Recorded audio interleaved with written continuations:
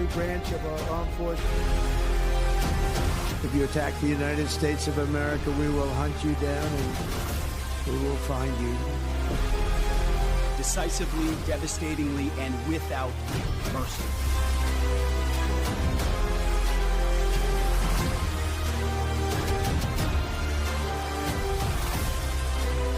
God bless you. God bless our armed forces. God bless our men and women serving overseas. And God bless the United States of America.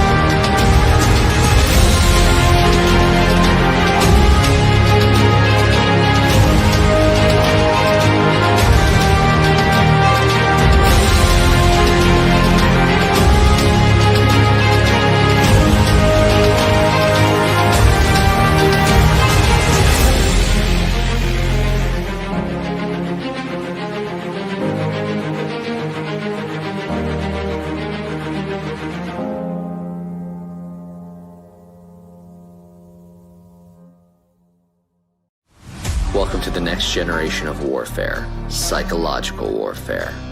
In modern conflict, the mind is a potent weapon. Discover General Michael T. Flynn's groundbreaking guide, The Citizen's Guide to Fifth Generation Warfare. Unlock tactics, strategies, and the mindset to navigate this cognitive battlefield that we all find ourselves in. Equip yourself against manipulation and emerge unscathed. Unleash your potential. Order now.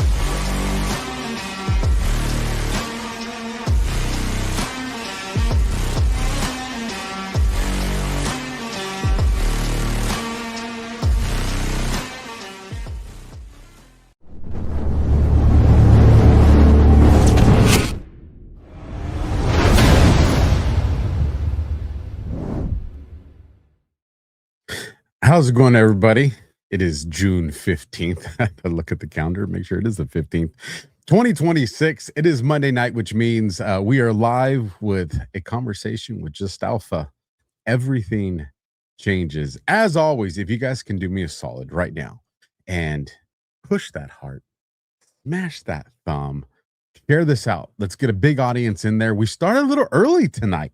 Some are going to be like, yeah, a little 15 minutes late. Hey, but we're getting closer to where the sun's still out for some of us. So do me a solid, folks. Share this out. This is going to be a very long show. I already know we're going to break it up into two parts. So again, we'll do the Alpha 2.0 tomorrow, and that's probably just going to continue to do the running tradition. I got a lot of feedback from you guys last time, and you guys really enjoyed it, and I like it because it lets me put a little bit more content into the song of information that I try to put together for you guys during the whole entire week. But in the meantime, again, let's get a big audience in here. So regardless of what platform you're watching on, share this out. leave a comment. Let's build this thing up. Again, this show is live. So for those of you that are watching over there on YouTube that leave super chats, or for those of you that are watching on Rumble and leave Rumble rants, I will read those at the end of the show. So don't think that I didn't see it or I missed it. We will read those at the end of the show. Also, at the end of tonight's show, there will be a pretty cool video that I have lined up for you guys. So you definitely want to stick around for the end for that. Even if you're watching the replay here in a few days from now, it'll be worth the wait. The other thing, what are some of the things? There's a lot to talk about tonight, a lot. And I mean, I feel like we're covering more than a week's worth of content. And also, if you guys can drop me some 5x5s and louds and clear, but I haven't seen anybody complain about the audio yet. So I think on the different platforms, we're solid. But again, Bill Gates testifies. If you guys didn't see it, here in California, Governor Newsom is panicking, and you guys are going to love that part. We'll cover that pretty early on. We're looking at the ODNI shuffle, baby, shuffle. Trump out there just playing master class chess. Gain of Fauci, sentient plasma beings, and there's so much in between that. The UFC fight, the elections, like I can only do 100 characters in the title, so I try to highlight the stuff that I know will probably grab your guys' attention. But before we do all that, I want to share a little story, and we'll get into the show after that. If any of you have ever worked a job, and there's the 5x5s, you guys are solid. Such a good crowd that we have here. Subscribe if you haven't done so already. It's free. Why not? And maybe even become a paid subscriber. That'd be even better, whatever platform you're watching on. But here's the story. Any of you that ever worked a job for a decent amount of time, right? You know, 6 months to a year, right? If longer, definitely, right? But we'll say at least 6 months to a year. You were working, minding your own business, and the tonight's songs, you know, Johnny Cash and Elvis kind of got me fired up for this little story. But you're working your job, you got your friends, and while you're working the job, you know, maybe you're on your break, maybe you're at your cubicle that's, you know, designed the way you like. And either the phone call comes in or the boss steps out of the office and he's like, yo, Alpha, get in here, right? Plug in your own name. And you look to your best buddy, your best work buddy that's sitting across there. And you're just kind of like, why is the boss calling me into the office, right? So you get up, you give each other the look, right? And as you're walking to the boss's office, right, you're going down Cherrywood Row, right? All the fancy, you know, office furniture that's in there. You're walking down Cherrywood Row. And as you're doing this, you see another, you know, good solid work buddy that's usually right outside the boss's office. This is your recon buddy, right? This is the one that at lunch is like, hey, you know who went into the boss's office today? Like, this is your good. Stick with me on this story, folks. I'm going somewhere. And as you go into the office, you sit down and you've been busting your hump, right? For days, for weeks, for months, for years. And your boss tells you something like, hey, how long you been working here? 5 years. And he puts a stack of papers that's stapled together that you turned in right there. And he looks at you. Now, listen, you had sleepless nights because you've been working so hard. And he gives you the stack of papers. He's like, you see a problem there? And you're looking, you're thinking like, no, my budget was correct. You know, my stats were on point. Everything's good. And he says, I already told you I want the staple at an angle, not horizontal. And in your head, you're like, what the? Right? You're pissed. You're like, you know how much time I put into this stuff? And you're pissed. You brought me in here. You disrupted my flow because I angled the staple. So you're heated. And the boss is like, that's it. You can go back to work. And as you're stepping out, you wanted to scream, what the? Because you want everybody to know you're pissed, but you can't, right? Because you need to pay the bills. You got rent, you got card payments, right? You got a concert you and your work buddy's been talking about. What if I told you there was something you could do in that moment that was going to make you feel good, let your recon buddy outside the office know what's going on, and not get you in trouble? What am I talking about? I am talking about, stick with me here. I am talking about F-bombs. Let me flip this one around over here. Oh, I flipped the wrong one. I'll talk about these bad boys right here.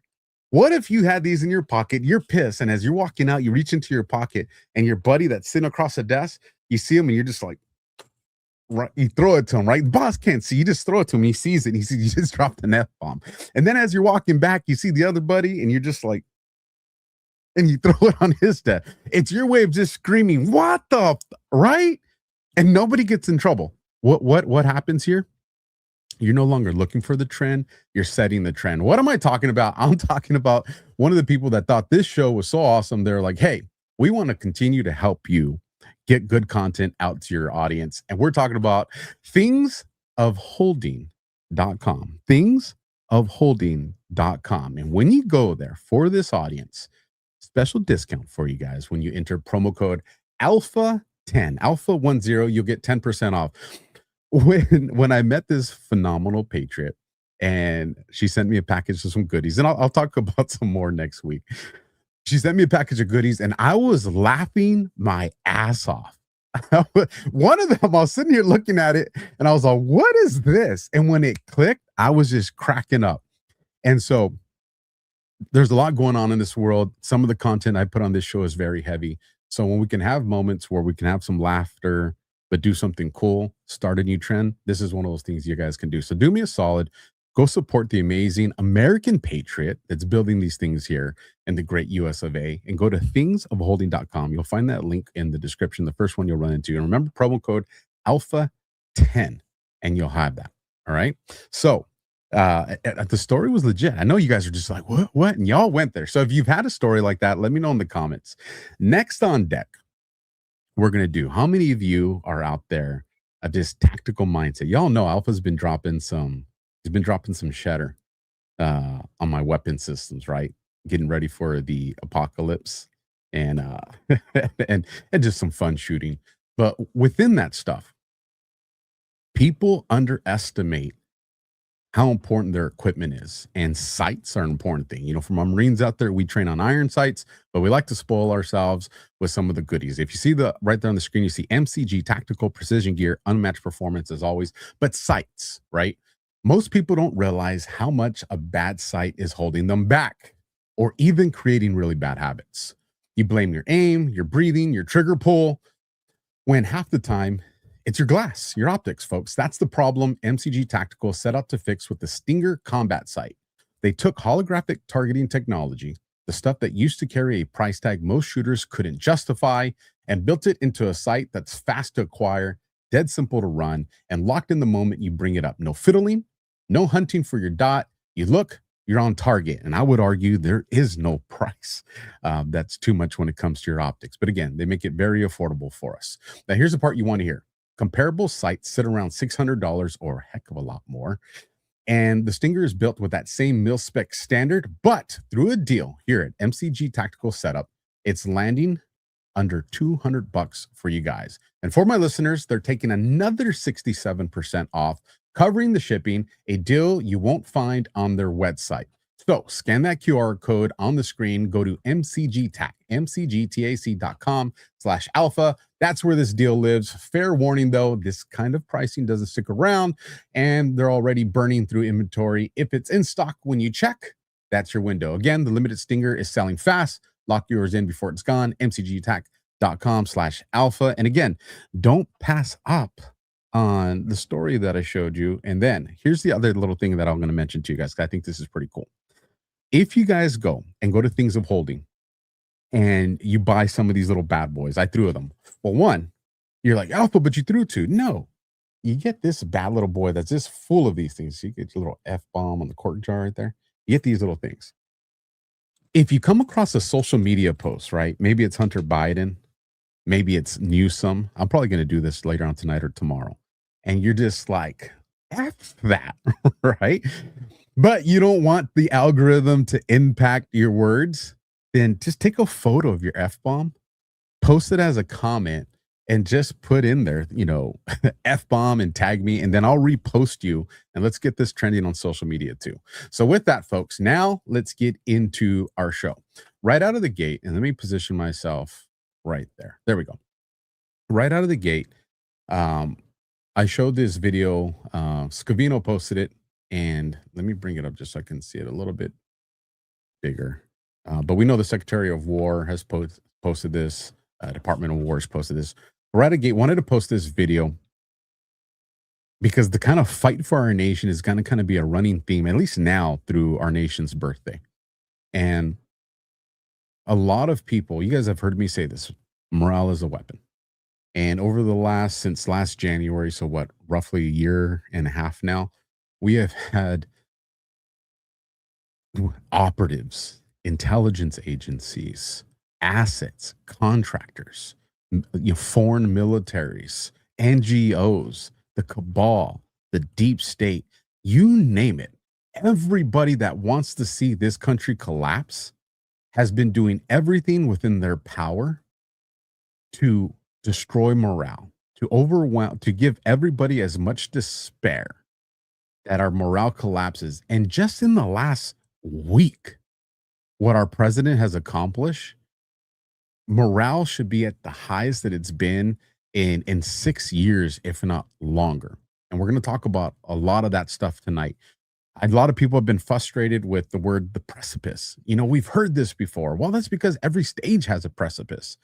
And again, because of the evolving nature of this fight for humanity, we're in uncharted lands. So kind of everything's a precipice. But I get where the frustration comes from.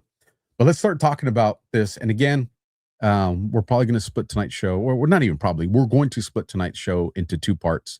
And the part we don't cover will be tomorrow night on Alpha 2.0. But let's get into the good stuff. First, the White House, happy birthday to the 45th and 47th President of the United States, Donald J. Trump, a relentless patriot who fights every day for the country he loves, the people he serves, and the American dream. Again, if you guys weren't aware of it, our POTUS had his birthday this weekend. So happy birthday, Mr. President. And then, my mouse is being funny here. OG Anon does this post, and we're going to revisit this post later on in the show, whether it be tonight or tomorrow.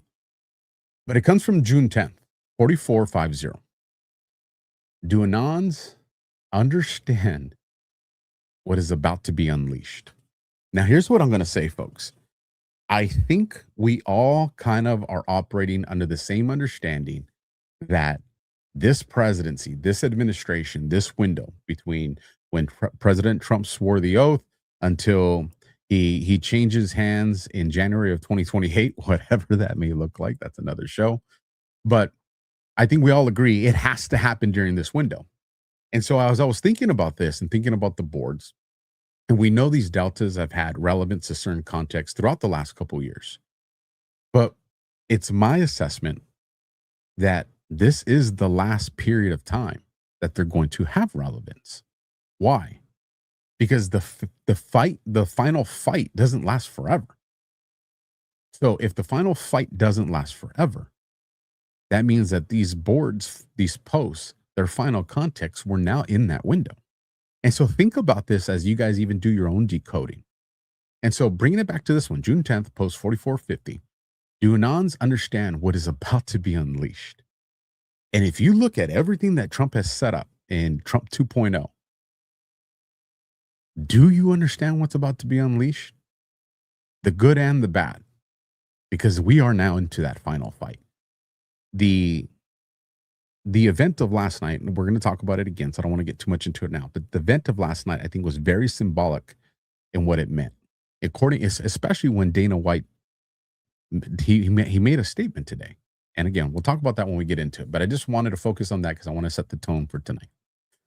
Then we get into America. Vice President J.D. Vance has referred the Minnesota Governor Tim Walz and State Attorney General Keith Allison to the Department of Justice for criminal fraud. So for all the panicans out there, nothing's happening.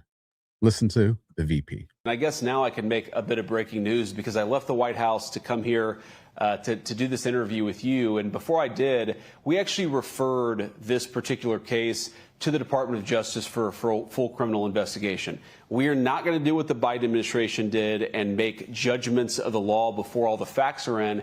But here's what's particularly troubling about this to me is Jesse, you had people within Governor Walz's office who were saying, you know what, this looks like fraud. It looks like these Somalian illegal immigrants are doing something that's very shady. And then you had people who shut them down, who shut these whistleblowers down and said, you know, you're a racist or you're a xenophobe for asking questions about where taxpayer money is going. What that means to me, Jesse, is that clearly people weren't taking fraud seriously. Whether it rises to the level of a criminal violation, we're going to investigate it. And of course, if it does rise to that level, we're going to prosecute it. We have to. If that didn't satisfy your appetite, again, Tim Walz doesn't end there. Remember, who is he running to be the VP for? Think about this circle of connection, folks. And what am I talking about? If this one didn't make you smile, this next one should make you smile. That for the rest of the show, I am putting one of the best ones at the forefront just because it makes sense. Nick Sorter reports breaking. California Governor Gavin Newsom claims he is under federal investigation by the DOJ. And he sounds absolutely petrified. Enjoy. In recent days, federal agents have knocked on the doors of family, friends, and former employees. Not because they found a crime, because they're simply trying to find one. They're demanding records. They're abusing the grand jury process, digging through years and years of random documents. Donald Trump isn't just coming after me because of my mean tweets. He's coming after me because I'm considering running for president. Because he hates that I've consistently called him out over and over again for his lies and deceit. Donald Trump is simply the most corrupt president in American history. He's turned the levers of government into his own personal power ministries to reward cronies and to try to jail his opponents. His personal attorney now runs the Department of Justice, which has repeatedly gone after his political enemies. Ask Jerome Powell. Sent them after James Comey, Trish James, Adam Schiff. He sent them after Tim Walz, and a woman that a jury found Donald Trump had sexually abused. One by one, anyone who has challenged Donald Trump has ended up on his hit list. And today, I proudly join that list. After calling for my arrest last year, Donald Trump directed his Department of Justice to investigate me. And just in the last week, I've learned that his campaign has reached my own home. To get me, he's coming after my wife, Jen, a public servant, a woman who's dedicated her life to supporting women and girls, someone who has done nothing wrong other than having the temerity to advocate for what she believes in. If they can't intimidate me, they'll go after the mother of our children. And if you want to know more about Mr. Newsom's wife, you guys can go ask Antonio Brown. If you don't know what I'm talking about, I'm not saying it on this show. Go and do some research, or somebody in the chat will probably tell you. Folks, the California crime family is being exposed. Newsom, the Pelosi, literally the California mafia, their poster boy. Remember I told you guys, this was in 2021 when I said you're going to see a bid for presidency from Ron DeSantis and Governor Newsom. You're going to see that happen. And we saw the DeSantis one happen, even though everybody's pissed off at me when I mentioned it. I was 2 years ahead of time. That's okay. But I'd mentioned Newsom as well because of the same markers that I noticed. You just heard the California mafia poster boy tell you that this DOJ is investigating him and his ties. For all of us that are stuck in California, the shit is going down. The house of cards is collapsing. We're going to get into a little bit more of that in the show. But I'm telling you right now, you heard it for yourself. You know who's pissed off right now? The black pillars and the panicans. That's who pissed off. And they're still going to come out and say, well, nothing's going to happen. We'll probably have someone cry like that in the chat. That's okay. Somebody hug them. Sometimes they just need to get a hug because they love to live in a world of despair because they just don't know how to be happy. We got to be there to to rock them. You know, some people need to be rocked. But folks, this is huge. Don't let anybody tell you shit's not going down when you have one of them, arguably, I would say the most powerful state, definitely has the largest GDP for our country's economy. You have the governor of that state saying, I'm under investigation. And y'all know so is Bonta. But anyway, let's keep going. I'm fired up with just that one. We could talk all day just on that. Then we get to Maha action. RFK Jr. just issued a blunt warning to hospitals still hiding prices from patients. Consider this a formal notice to every hospital in America that's still hiding prices from patients. If you weren't smiling already, then this should be the cherry on top. Consider this a formal notice to every hospital in America is still hiding prices from patients. We know who you are. Significant enforcement began 2 months ago. The grace period has ended. There are no further extensions. If your hospital is not yet in compliance, you are in violation of federal law. They're coming after the deep state politicians. They're coming after election fraud. They're coming after the hospitals. Oh, am I the only one that's feeling good right now? Like, let me know in the chat. Maybe I have researched myself into a dimension where I'm just always too damn happy, right? But if you guys are seeing and picking up what I'm putting down, please let me know I'm not the only one that is just freaking stoked, right? I'm gonna have to open up my F-bomb jar because I just want to get these F-bombs out there, but I'm trying. How can you not be fired up, folks? Let's keep going. And don't forget, it's going after the red dye, making cereals great again. Next on deck, National Security Division, U.S. Department of Justice. This is interesting. 13 internet domains used to target U.S. persons, including current and former security clearance holders with access to classified and sensitive U.S. government information, were seized today by federal authorities. These domain seizures offer a glimpse at how foreign actors can use promises of easy money to lure Americans into revealing sensitive or classified information that they are duty-bound to protect, said Assistant Attorney General John A. Eisenberg. Anyone approached online with offers for easy income for vague consulting work to treat those overtures with extreme caution and remain vigilant for warning signs of malicious targeting. You can read more at justice.gov. And again, this is from June 10th. This is at the same time, remember, QPO says, do Anons understand what is coming? And I'm glad to see that there are people that are fired up, and that this ain't just me. Shout out Snapcake says, I'm with you, Alpha. That's what I'm talking about. If you didn't catch that last one, I think that has a lot to do with some of these leak operations too. But let's keep going. False flag alert, right? Head on a swivel. A lot of good stuff going on, a lot to celebrate, a lot to look forward to, but it doesn't mean we drop our guard. I'm not a big fan of Ted Cruz, but I do listen to what him and others say. And right here, Parody Jeff gets exactly what I'm getting here. Ted Cruz says the United States should brace for terrorist attacks from Iranian sleeper cells already inside our country. Now, remember, this is from June the 9th. So this is 6 days ago. Let's take a listen real quick to what Ted Cruz says. Are you concerned about sleeper cells? There's been discussion of that. Look, the risk of terrorism right now is quite high. We tragically saw in Austin, Texas, just last weekend, we saw a terrorist attack. We also saw another terrorist attack in New York City.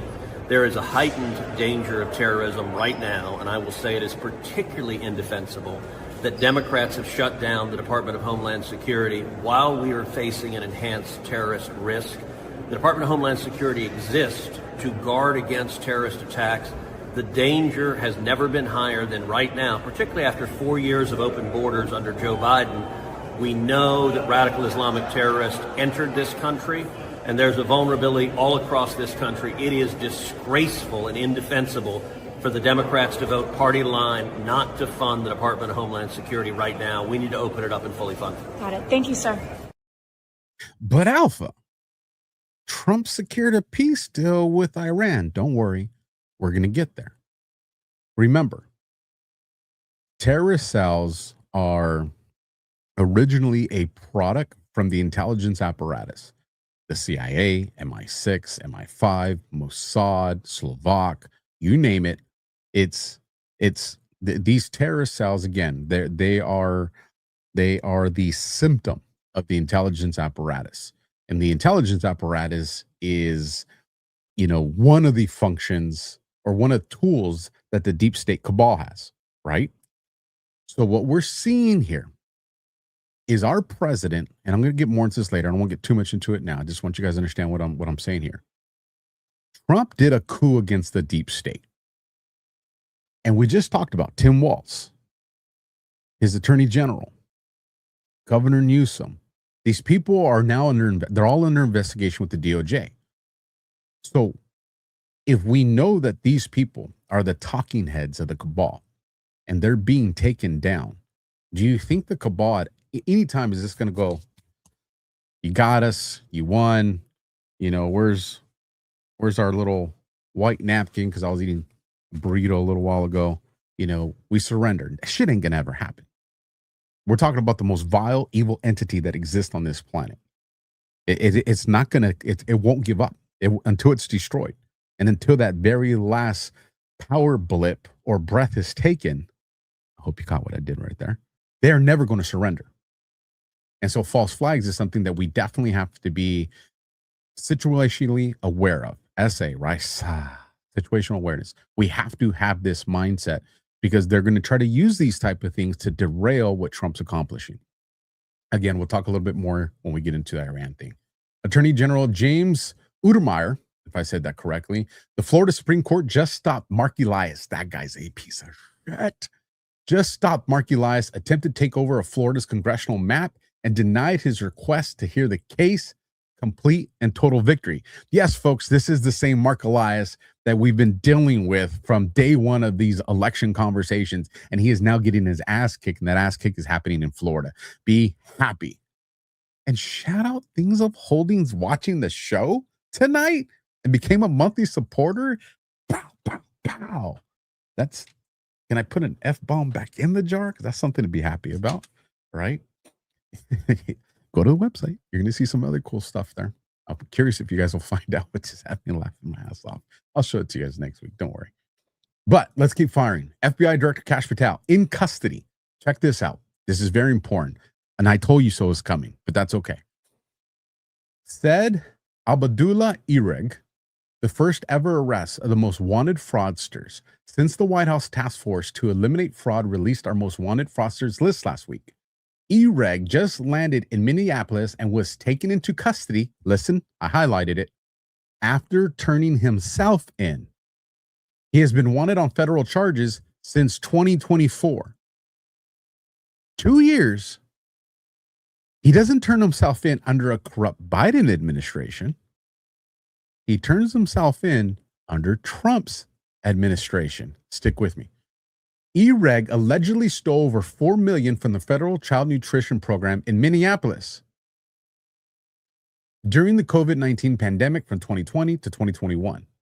He allegedly falsely claimed to have served meals to children in need, claiming fake reimbursements from the government, and then laundered the money through foreign accounts to fund a lavish lifestyle. He is charged with conspiracy. Remember, conspiracy requires more than two people to commit wire fraud, and money laundering.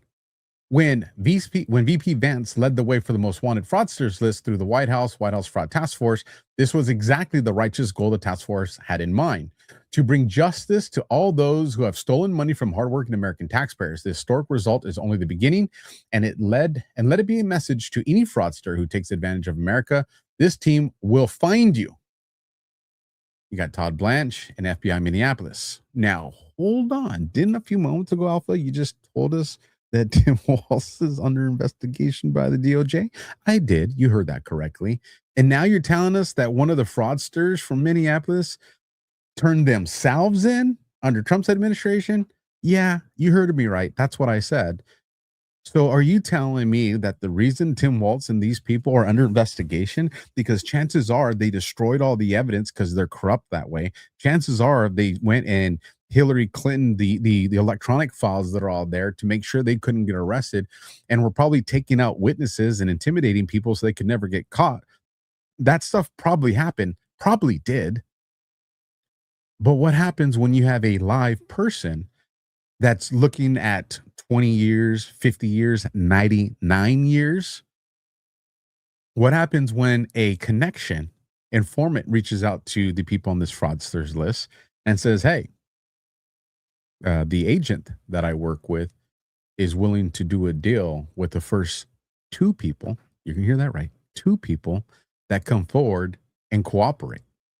Two is important because then you can use separate statements to corroborate the information, so you can't later make an argument in court that, oh, they're just saying that to save their own bacon. But when you can get two independent people that can say the same information, you can then corroborate it. I'm not going to go down there, but just I would feel bad just leaving you guys hanging, not explaining that. So that's why two people. So you're telling me that these people come forward, Alpha. Now you have a real person to give evidence that then you can supplement with whatever other information they have. That's what I'm saying. There's a reason this guy, again, I highlighted it, turned himself in. I'm just so damn happy right now. Let me take a drink of my coffee. Cheers, everybody. Also batting a little headache right now. Been up all day. It's been hot. But let's keep going. FBI rapid response. This is utterly and completely false. What are we talking about? Let's take a listen to Mario Nafal and Tucker Carlson. I know that about Butler. I know that Trump shut down the investigation into Butler. That is a fact. Dan Bongino told me that when he worked at the FBI. And Dan Bongino himself was terrified when I spoke to him in December. It's such a long, boring story, but basically I came into possession, I beg your pardon, accidentally came into possession of a lot of the social media posts that we were told didn't exist, that were posted by Thomas Crooks in the months and years before the shooting. And I was amazed that the FBI had lied about this. So I called Kash Patel, and I later called Dan Bongino, and I says, what is this? I'm not attacking you. It was the previous FBI administration that did this. It was Chris Wray, but what is this? And Dan Bongino became hysterical with me on the phone. I've known Dan a long time, for many years, and always gotten along with him. Whatever his faults, nice guy, nice, certainly very nice to me. I never had a problem with Dan, ever. And that problem began when I brought this information to his attention, and he became a different person. He was clearly terrified. I didn't get it at first, but he was hysterical. And ultimately, after a long series of text exchanges, which I still have, and phone conversations, he said, look, take it up with Trump. He's the one who shut down the investigation. And that was, I think, the first or second week of December. I think it was the beginning of the second week of December. I have it written down. But that was the moment, and I realized, oh, wow, there's no good explanation for shutting down an investigation into your own attempted murder. Like, this is not what we've been told it was. And again, the FBI rapid response would come out and say this is utterly and completely false. And they've actually came after Candace Owens and did it one on her. So you have the FBI rapid response team that is going through social media and finding statements of people of influence like Tucker Carlson, Candace Owens, and others, and calling them out in real time. And even with Candace Owens, they even put the document that they actually sent her to prove that, hey, that she's lying. That's not what we sent her. Here's what we sent her, right? Why is this important? Again, folks, I've said it 1,000 times. Information war is what we're in. X, what is it? Twitter, what is it? This is the trenches of information warfare. This Department of Justice, this administration, these white hats, this president, Trump, they understand where we're at in this phase now, that they're taking back control of all the narratives. Now, what do I mean? And like I said, this is a whole different story. It would require its own show, but just real quick, you guys have kind of heard me explain this. The deep state has always controlled wars. How? They've controlled both sides of the war, funded both sides of the war. So the only people that win is the military industrial complex, the deep state, the cabal, right? Because the patriotic people of these respective powers that go to war with each other, they're not going to win because it's a situation designed not to be won, but designed to generate cash flow into the coffers of these people. Well, now take that concept and apply it to information warfare. Well, what has the deep state always done? It's controlled the extreme left, it's controlled the extreme right, and that gray area as you make yourself to the middle. So this way, no matter what ideology you fall into, politically, religiously, whatever, you're under their control. So what we have always done, when I say we, I'm talking about the digital soldier, the citizen journalist, the everyday Joe or Jane. We've always seen that information. We come out like, no, that's false. And we fight against it. We're fighting from one side, right? And we would say that that side's the truth. Well, imagine a white hat operation that says, we know you guys are going to do that, and you should. But what we're going to do is we're going to control both sides of the information. We are going to control, whether they know it or not, we are going to control the Tucker Carlsons and the Candace Owens, and we're going to control the extreme of the other end of that. Because we are going to set the pace, the tone, and the themes of what they're going to talk about. Because we also know what information you guys are looking for, what information you guys are finding, and what information we're also helping you guys with and giving the assist. So what we're talking about is an information war where the Mockingbird media doesn't have the control of the extremes like it always has. And this is what's been so difficult for them to control the agenda, to have that mass impact of narrative change.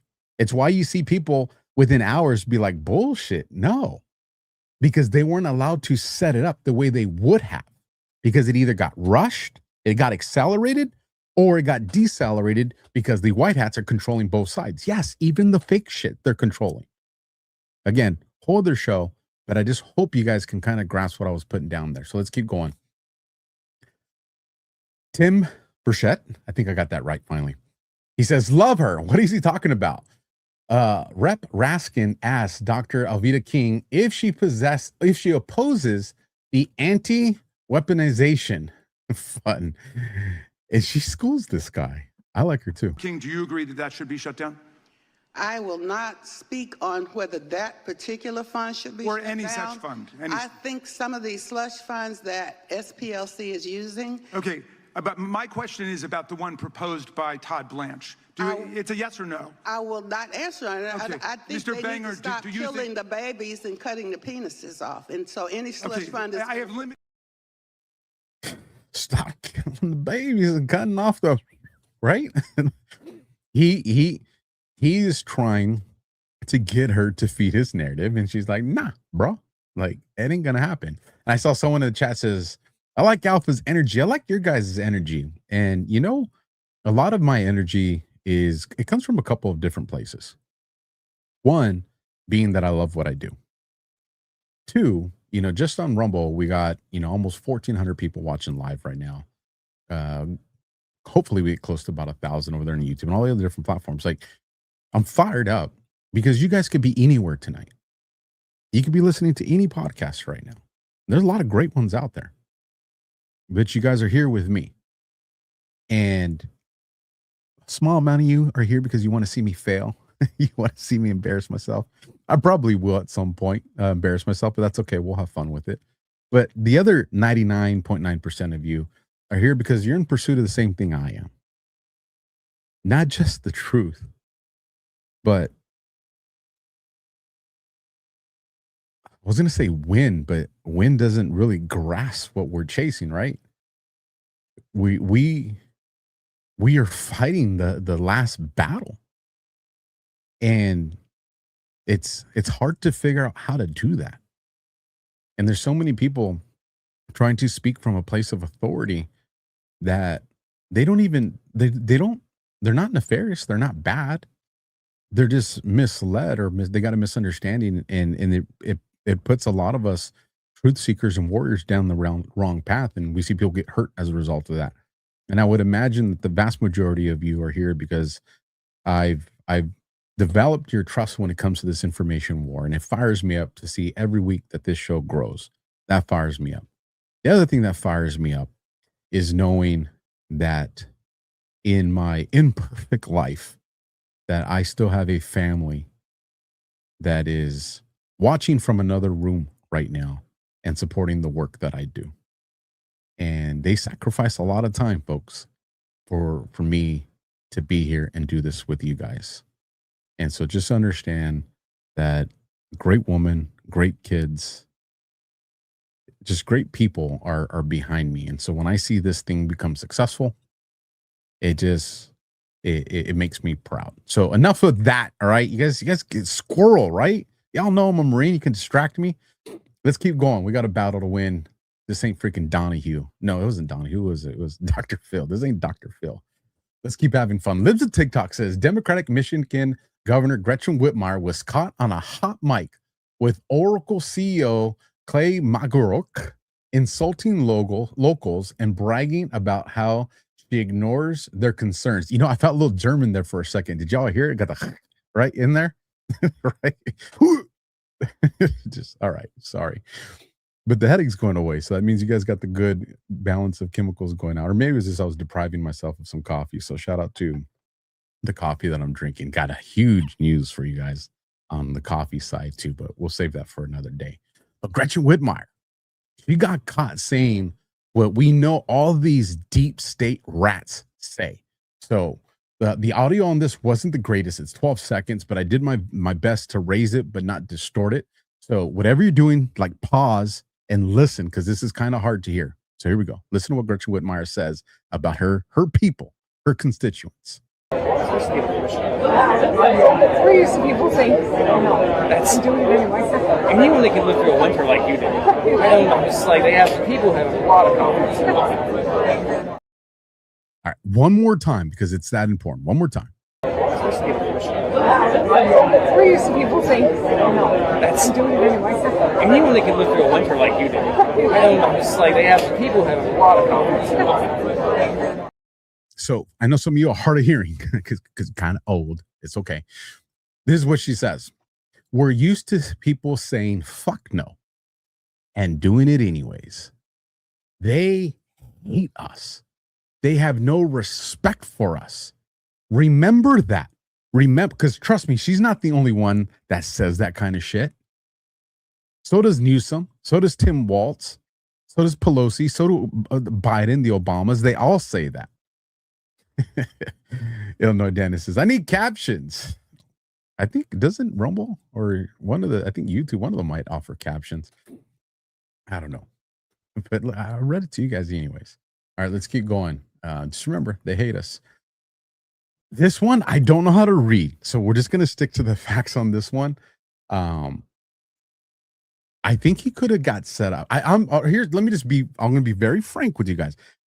I don't know where I stand on Dr. Malone right now because I love some of the stuff that he's been saying, but I'm pissed about some of the stuff from the past. So I'm kind of fighting that kind of dichotomy of things when it comes to him, right? And I'm wondering, did he say this because he's bad? Or did he say this because he got fed bad information? So what I'm going to say is, this is just something I got on the push pin board and I'm going to monitor it. But he says, breaking. Very active rumor mill currently with specifics from senior USG, the government, United States government, employees that RFK Jr. will be leaving as Secretary HHS in July after the 4th. Meeting was apparently held last Monday. Oz to head the transition team. Now, again, we know that. Hold on, got something coming through. Got to check it. Make sure it's not too important. Sometimes I'll get a text be like, you better not go where you're going with that intel. Listen, I know how to protect the source. But back to with Dr. Malone here in this statement, is this something where we know Trump's doing leak operations? Hands down, I was one of the first, if not the first, to even publicly talk about these leak operations. This goes back quite some time. So is Malone the victim of one of those leak operations? I don't know. But to the answer of this rumorville, we get HHS rapid response. Remember, FBI is out there targeting the false information against the FBI, and HHS is targeting the false information against them and their boy RFK Jr. And they come out straight out and say, this is utterly false. This is not going to be down. And then, as you can see in the comments, you got a comment right there from Bliss, Robert Malone, post clickbait, and he just gets torn apart in the comment section, as he should. So, again, we'll see. Again, I'm going to monitor Malone's content. You know, I didn't see if he put out a retraction or a correction So I don't know if he's done that. This was a few days ago. So you get the point. I'm not gonna spend too much time there. America First Legal. So remember, Tim Walz says AG's, they're coming after him, right? Newsom says they're coming after him in Cali, right? So now let's bring it to Arizona, Maricopa County. America First Legal says AFL has filed a notice and an emergency request for a hearing in its ongoing litigation representing County Recorder Justin Heat. The Maricopa County Board of Supervisors is still defying the court's election integrity ruling. AFL is fighting back. And this post says right here, AFL calls for an emergency hearing following Maricopa County's continued defiance. Now, you have Maricopa County that comes out and they put out a post themselves that their people are they literally had sheriffs. I don't know if I have that post. Let me see if I put it here for you guys. I did not. But I did talk about, I think, on Daily with CanCon on I think it was Thursday morning. But essentially what Maricopa County said is the sheriff's office sent deputies to these people's homes to inform them that they're under investigation. So again, folks, for those out there saying shit ain't happening, Maricopa County, we know how important Maricopa County is to the 2020 election. And I would say subsequently as well, but for this conversation, 2020. California under investigation, Minnesota under investigation, Arizona under investigation. Remember what's going down in Georgia? And who's been telling you guys for quite some time now, especially on these Just Alpha shows, that we're heading to a choke point, a fatal funnel? Are you starting to see it? Are you starting to see, oh, this is what Alpha's been talking about? Hell yes. Let's keep going, because we're not even to the themes tonight. We're just touching general news right now. Julie Donuts puts out, listen closely to what President Trump says about AI. And I got this clip for you guys. Let me just play it. I believe I have this. Yeah, there it is. Companies, and what could this partnership look like? About AI? Well, I can say this. We're having a meeting with them. It's an amazing industry. It's bigger than any industry anyone's ever seen. We are leading China by a lot. And, you know, whoever leads that is going to really lead the world to a large extent. That's how big it is. And I'm going to have meetings with the top 12 or 15 executives very shortly. And we're talking about giving back something to the public. And if we do that, the public will become very rich, the people in our country, because that's the kind of money we're talking about. And I think they'll do that, and I think it'll make it very popular. Please. Now, see, I know you guys get pissed when I say I told you so. But just know when I say that, I'm talking to that small group that's here to see me like fail. So just know that, you know, there's targeted audiences even with the information that I put out there. But I've been saying for quite some time exactly what POTUS said right now. You had last year a bunch of these operatives and these assets deployed on social media that were fighting against AI. This goes back to Trump's big, beautiful bill. And he had the portion of it that was talking about AI, and they were talking about, we don't like how it's not going to let the states do the regulation.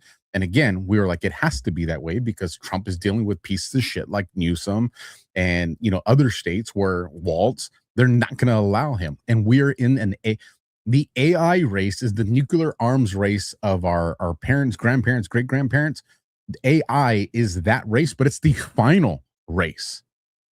Because why? And it's something that I've said, and I'm not an AI expert, but I've done enough research to understand. I've talked to enough people who are experts and authorities in the area to understand that there is no second place, folks, when it comes to artificial intelligence, the race. There is no second place.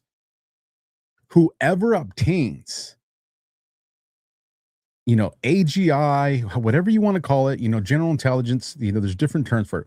Whoever gets to that point first has it forever. Just by the sheer definition of what it is at that moment that it becomes that, right? The AGI. It can then tap in. It does at that point, and that's why people were like, and again, I love our Constitution, but our Constitution is irrelevant in the AI war, because if we lose the AI war to China, our Constitution means nothing. Well, we have our military. Our military is rendered useless, folks, if we lose the AI race to China. Why? Because that AI, that level of AI, we have no decryption against that. I mean, our jets fall out of the sky. Our tanks, sitting ducks. Our missiles, self-destructing. Probably within the housings that they have. Some of those probably here stateside. So if Trump has to bend the Constitution in a way we don't like, because that's just where we're at, again, unrestricted warfare. And this goes into a statement from last night. And I guess I can drop it now. If you guys watched Q After Hours last night, if you're like, what's that? It's a show that I do on Sunday nights on Badlands Media here on Rumble, YouTube, different platforms. And I do it with Josh Reed, my brother. You see, we do a lot of shows together. And in that show, Josh said something that got me fired up. And I went on a rant. And part of that rant, and this is some of my friends, some of my coworkers, a lot of people that I absolutely love and adore have this opinion. And it frustrates the hell out of me because I'm like, how do you not get it? Especially when, I say it, so I know you have to have heard it. But the point I was making is people say that, I'm not going to go into the whole rant all over again because I'll get fired up. But the point I'm trying to make is people want us to fight a fair war. Well, now that we've obtained the power, we're not going to, abuse things like FISA because that's what the deep state said. So now MAGA's for that? Fuck, yes. Yes. I want Trump and our DOJ to abuse the shit out of FISA against the deep state, if that's what it takes. I don't want Trump, our DOJ, or the military to be like, well, we got to play by the rules, because playing by the rules is what got our asses whooped to begin with, because the rules have been developed to keep us within the box that they have complete control over. Now, do I want them to just completely piss on our Constitution? No. I'm not going that extreme. But what I'm saying is I'm willing for them to dance in those gray areas and bend certain things to be part of this unrestricted warfare, because that's the only way we fight this entity. So again, I go into that thing last night and I talk about America not fighting a fair war. And later on in the show, I don't know if it's here where I got it queued up, the administration literally posted today what I said last night on Q. Kind of cool, but maybe it's just a coincidence. Or maybe the boss was watching some Q After Hours, or one of his people. I don't know. I'll let you guys decide. Shout out John over there. Speaking of Badlands, we have another new NSPM just 6 days after Trump's last one. This one, number 12, National Policy for Cybersecurity of National Security Systems. National Security Presidential Memorandum, NSPM, number 12. And again, this goes into artificial intelligence and the national security enterprise. Just to kind of, go off the heels of the conversation that we just had with Trump coming out and saying, listen, I'm going to use AI to not only protect us, but it's going to make Americans prosperous, very prosperous financially. And I know somebody in the chat probably has already said it. I don't know. Let me see. Raptor Talent says, sorry, Alpha, I completely disagree with you. I know that position that I have is not a popular one. So I hear you, Raptor. I also hear a lot of other people but it's taking up all our water resources.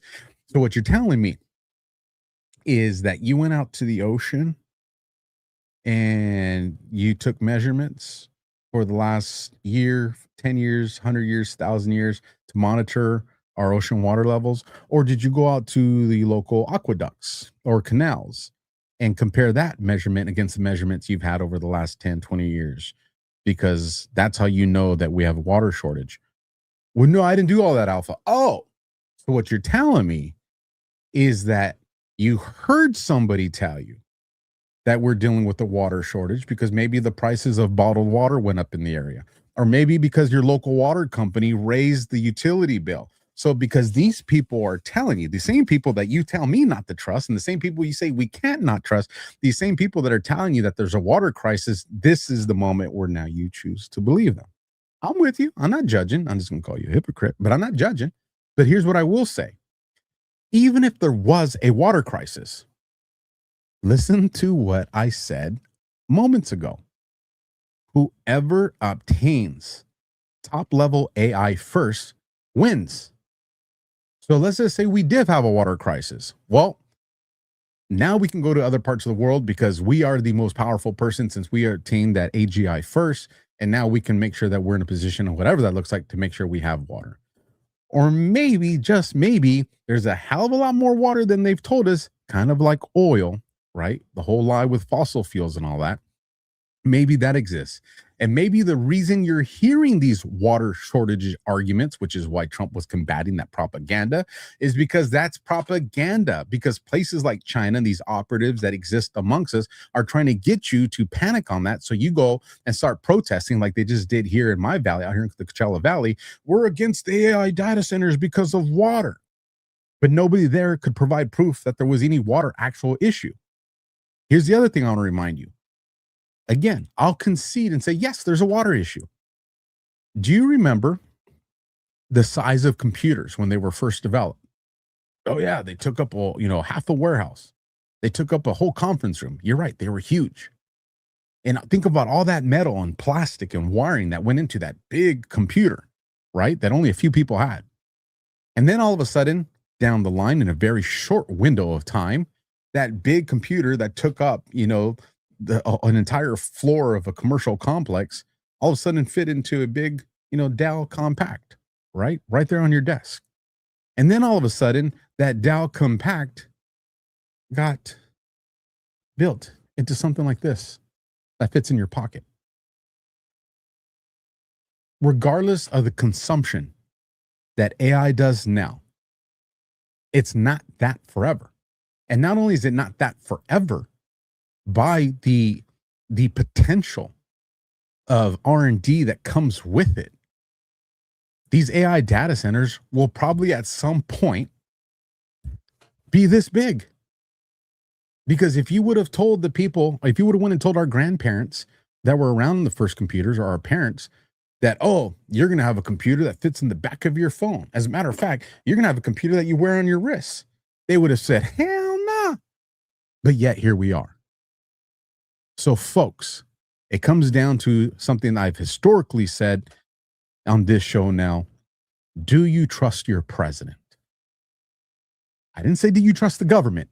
Fuck that. But do you trust your president? Let's keep going. I'm fired up. You fired up?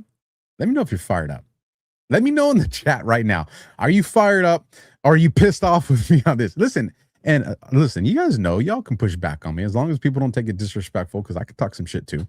But if you want to say, hey, somebody earlier in the chat says I disagree with you, and that we should. If we're agreeing on everything, somebody's lying, right? But let me know how you guys feel in the chat. Let me know if you're watching the replay and stuff. Let me know what you think in the comments. I'm willing to be told that I'm wrong. Illinois Danny says, fork that. That's what I'm talking about. As a matter of fact, here, you get this cool thing that StreamYard does now, and I haven't utilized it the way I should, but we're going to do it right now. We're going to do a poll. And the question is, right, here we go, right? Is Alpha right about the data centers? All right, option number 1 is yes. Option number 2 is no. And then we're going to add a number 3.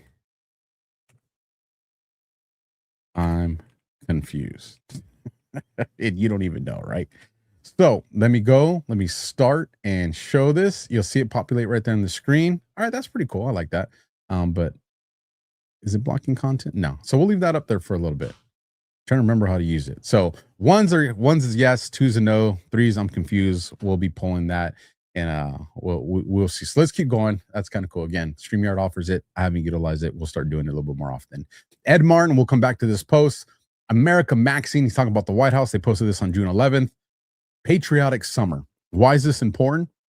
Because this is, in my opinion, this is it. This is the summer of bringing our elections together. Now, what I will say, and I know a lot of people are going to disagree with me in the content world, it is not the end of the war. This is what we're going to do in this election cycle this summer. What's going to happen is we're going to take control of our midterms. We're going to give Trump, by taking control of the midterms, it's going to be a red tsunami. I firmly believe this.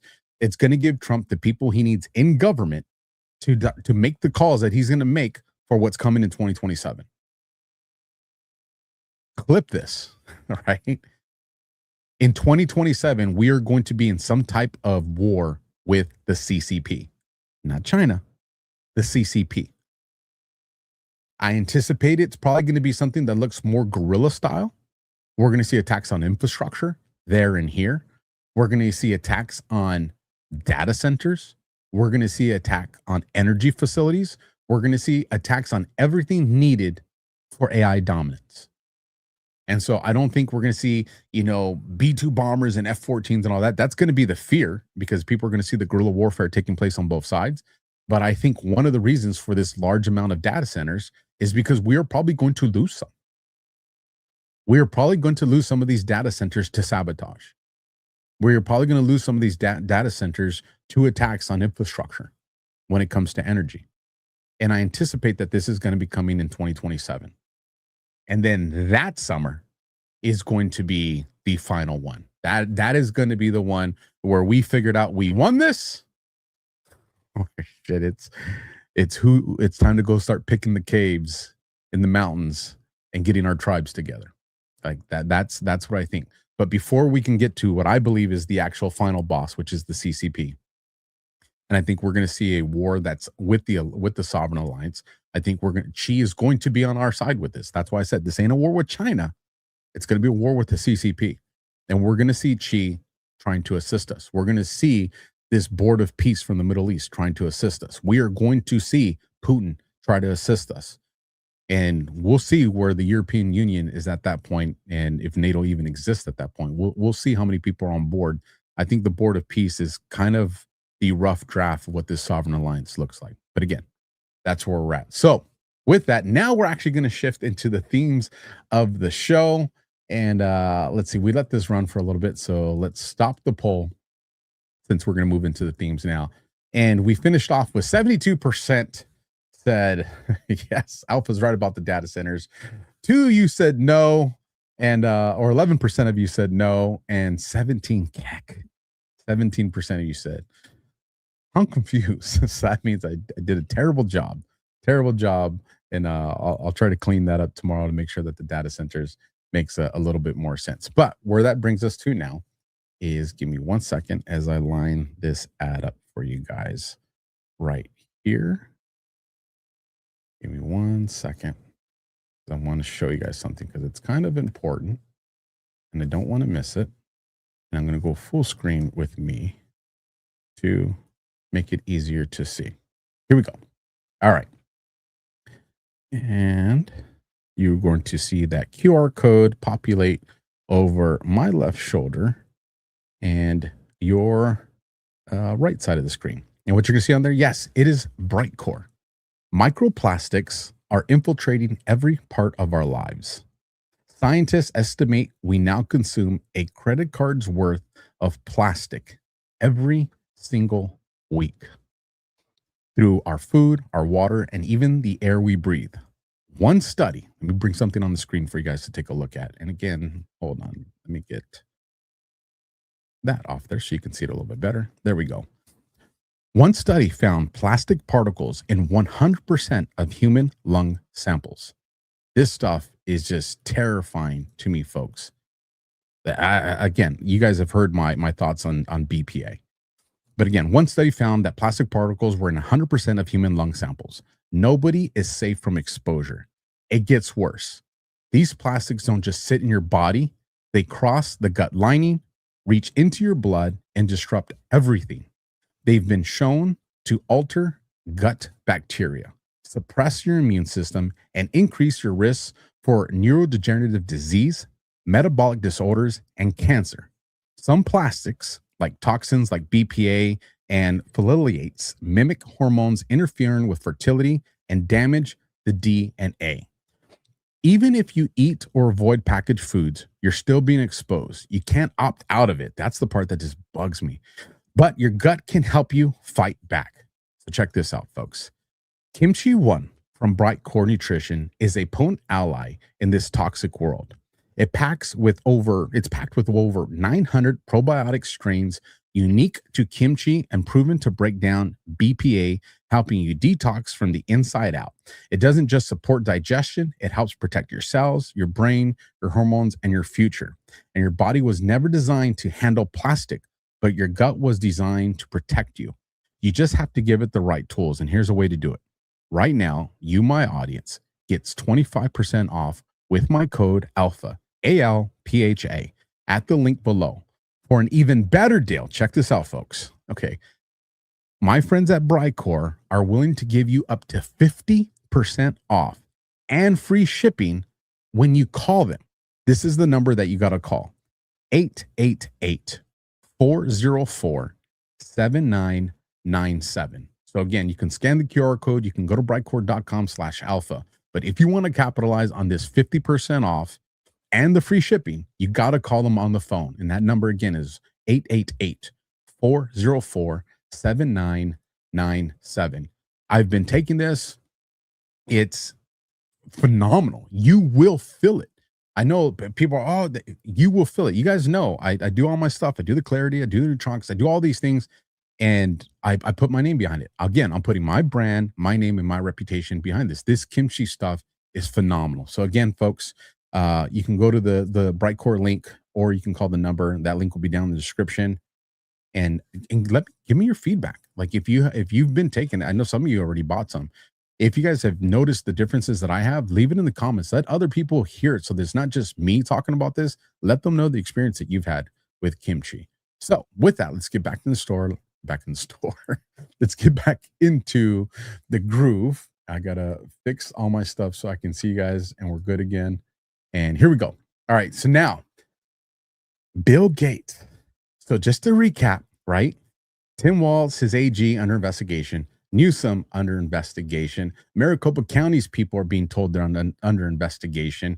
You have the fraudsters that are coming out, in Minnesota, turning themselves in. All this stuff's going on. And if that didn't make you happy enough, MJ Ultra reports Bill Gates set to testify to a House committee tomorrow on his relationship with Epstein. Again, this already happened because we're covering the last 7 days. What should they ask? How many kids, Bill? I think you kind of understand what he's inferring there. Now, that takes us to here. Torio reports today, as Bill Gates exited his closed-door testimony about Jeffrey Epstein, someone says, stop, and quote, right, because I'm on some different platforms here. I'm quoting somebody. Somebody shouts out, stop being a baby flesh eater. And the audio was kind of hard to hear on this one. I think I might have still grabbed it for you guys. Let me see. No, I didn't grab the audio on this one. It was hard to hear anyways. But again, you got that going down. On top of that, you have this one. Nicholas puts out, Bill Gates arrives before House Oversight Committee to testify over the Epstein links. Bill Gates began planning pandemic simulations with Epstein in 2011. If you guys haven't seen that, I'll put a link to a couple podcasts that I've done where I've had guests come on and talk about that. It's freaking crazy when you realize how long that this stuff was actually being planned out. He also allegedly got an STD from a prostitute and then tried to secretly drug his wife with antibiotics so she wouldn't know. Again, allegedly. But I do have this for you guys to listen to, so take a listen.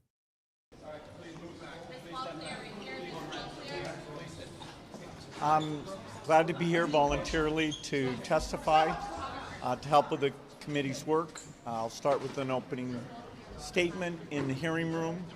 I hope my testimony is helpful to the important work of the committee to find justice for the victims. Thank you. Did Epstein ever introduce you to any woman? Do you regret your friendship with Jeffrey Epstein? Now, two things. And one of them, I hadn't heard anybody bring up. I guarantee you, I actually wanted to put a post on this, but I was like, no, I want to save it for the show. And I searched. Nobody has caught this. What he said. So you're going to hear it here for the first time. Maybe you caught it and you just didn't post it like me. But the first thing is, and this is not it, but he says, I'm happy to be here. Bullshit, bro. Like, why are you lying? We know you're not, right? It's a closed door hearing, why is that important? It means whatever questions they were going to ask, there was no remote chance that they wanted to get out to the public. No remote chance. But here's the part that nobody's talking about. Again, they didn't tell us any of the stuff, or during the time of this press soundbite, they didn't tell us any of the questions that he was asked. They didn't tell us any of the responses that he gave. Again, closed door hearing. But what did he say at the end of the statement? Alpha, what you're missing with me here. I'm going to play it one more time. Listen to what he says in the very end of his statement. And I hope you guys catch it this time. I'm glad to be here voluntarily to testify to help with the committee's work. I'll start with an opening statement in the hearing room. I hope my testimony is helpful to the important work of the committee to find justice for the victims. Thank you. Did Epstein ever introduce you to any women? Do you regret your friendship with Jeffrey Epstein? Did you catch it that time? You're like, oh shit, because you caught it, right? To help with the victims. You have now confirmation, not from the politicians, not from Trump, not from podcasters.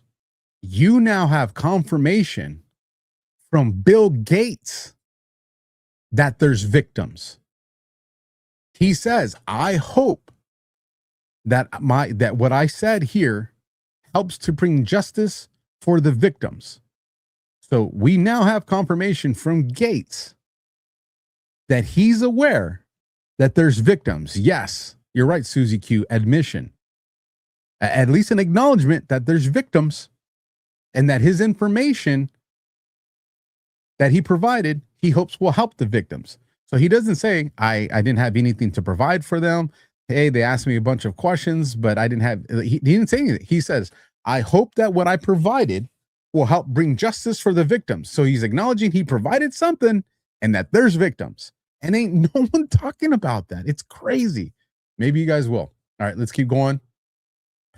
Real quick on this one, I'm actually going to try to get Ashton on here because this stuff is kind of beyond me. But the fusion boom is coming. I know this is important because a lot of this is also going to get tied into AI. But I'm not even going to try to summarize what Nunes is going to talk about here. So let's just take a listen to him. It's only about a minute. Nuclear fusion has always been there. It really is the holy grail. It's like the sun.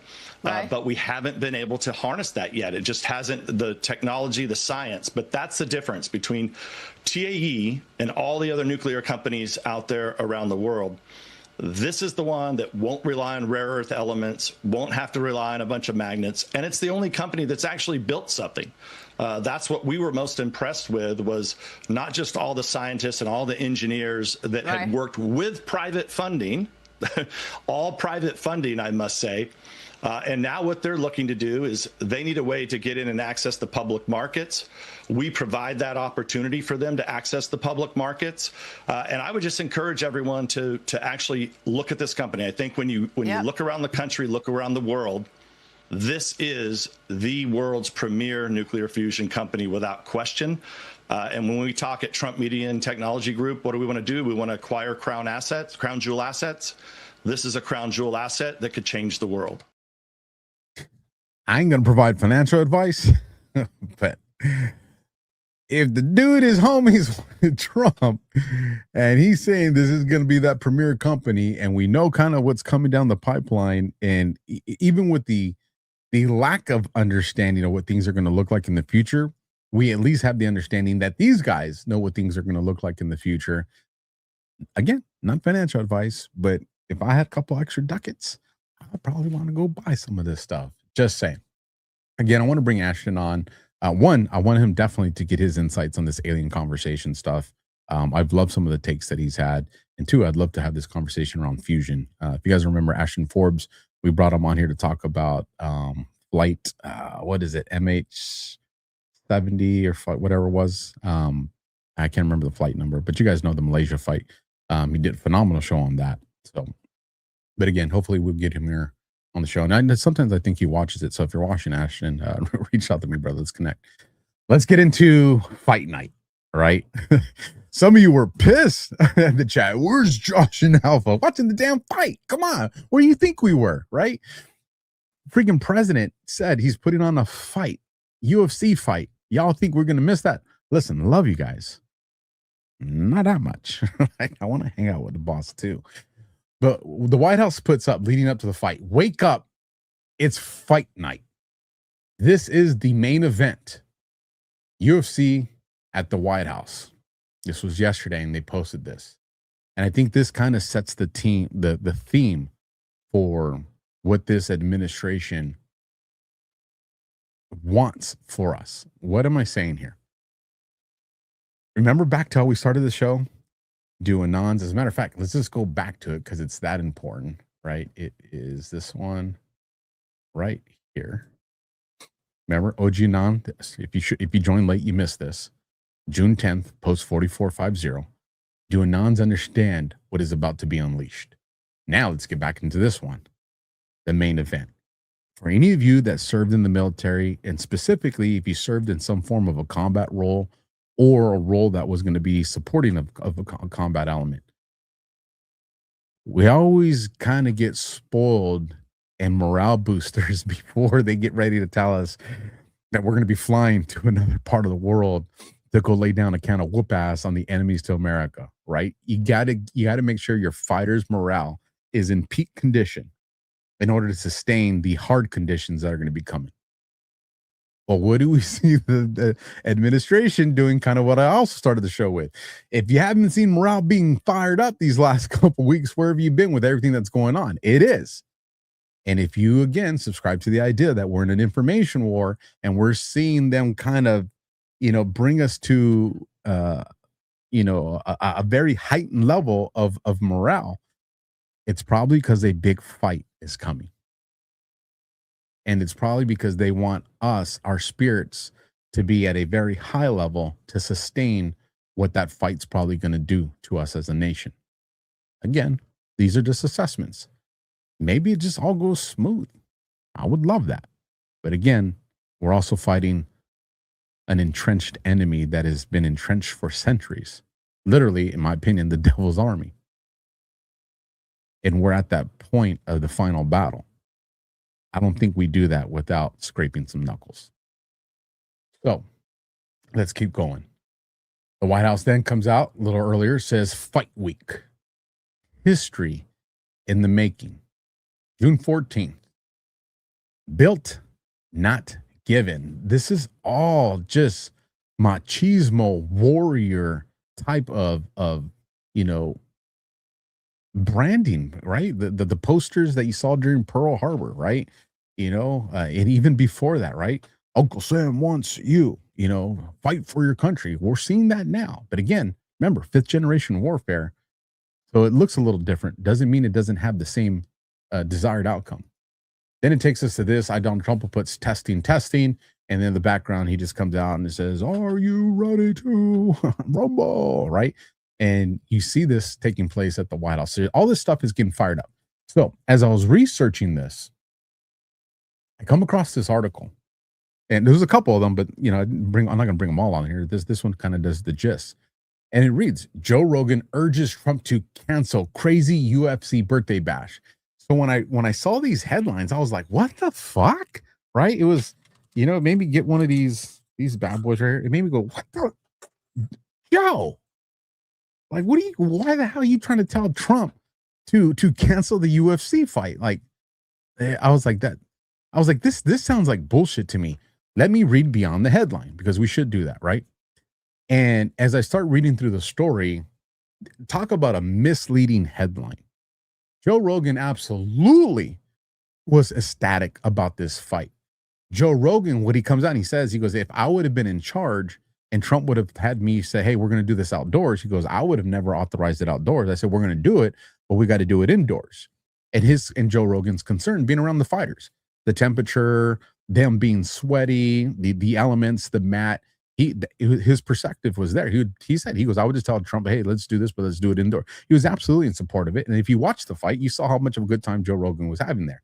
But again, you have the Mockingbird media and these assets that are out there, like this Sarah Jane Collins, who want to go and report this in a way that makes it seem like he was against it, and like the entire thing was, nonsense. And that's not the case. So wanted to put that out there, but let's keep going. Then you get Overton the reports. UFC President Dana White says that the U.S. military personnel will make up the majority of the crowd at the Freedom 250 fight on the White House lawn Sunday. And I actually have this. So let me just hit play for this so you guys can listen. It's short. Majority of the 4,300 people that will be there will be U.S. military from every single branch of the military. Yeah, because that was the thing. People were like, "Oh, a lot of the military should be there," and then people were like, "He is. It's happening." So I think that's every amazing. Branch obviously will be represented at the fight on Sunday. And this was one of the coolest things. If you missed the fight, if you didn't watch it, they had the fighters. Fighters were escorted by military personnel, especially a lot of them that were awarded the Distinguished Medal of Honor. But you also had law enforcement, first responders on either side of these guys. So that was super cool. Again, it was very, very morale boosting. It was very moto, right? For those of you that have served in the military, it was moto, right? Like hands down, it was that. Let's keep going. Then we get to this, right? If I had to pick my top 2 moments of the fight, this would probably be number 2 or number 3 in that. And what you're seeing here is Josh Hokett, right?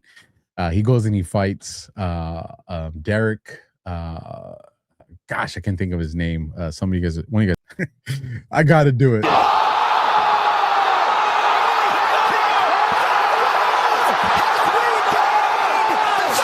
That mic, right, with his gloves, he's like, "You ain't taking the mic, Joe. You ain't taking the mic. I'm gonna say this." Joe probably had no idea what was coming because he probably wouldn't have let it fly.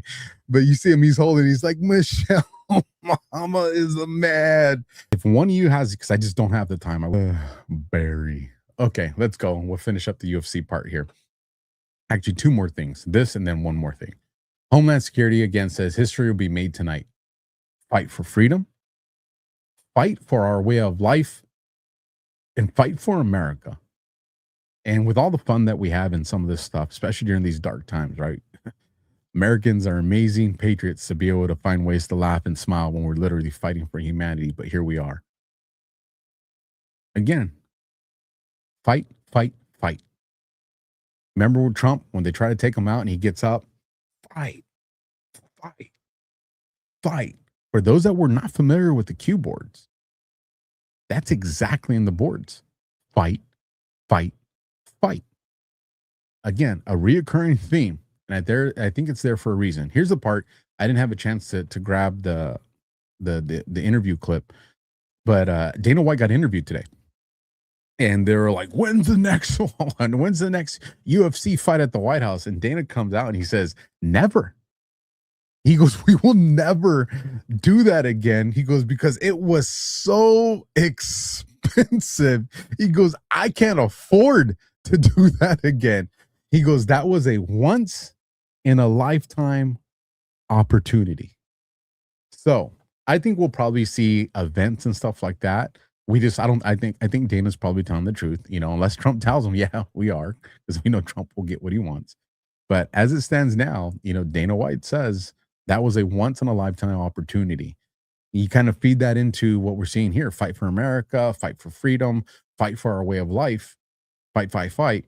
It seems like, hey, what's going on? Does Dana know something that we all don't know? I don't know. I don't think Dana would ever be read in on anything like that, but I'm sure he would probably get some things that he can interpret to understand, when he probably went and said, "Hey, Trump, you're going to want to do this again." Trump's like, "Hey, it was a great fight." Who knows? So let's shift gears now to a different topic. Alex Jones. We're going to be real quick here. What I would tell you guys to do is go give my brother Josh Reed some love on his channel, because he actually covered this at length. And I would say go listen to what he said about it, because I 100% agree with about 99% of Josh's interpretation of this. But Alex Jones comes out and he says the secret founders of the Q operation movement were just revealed. Full of shit.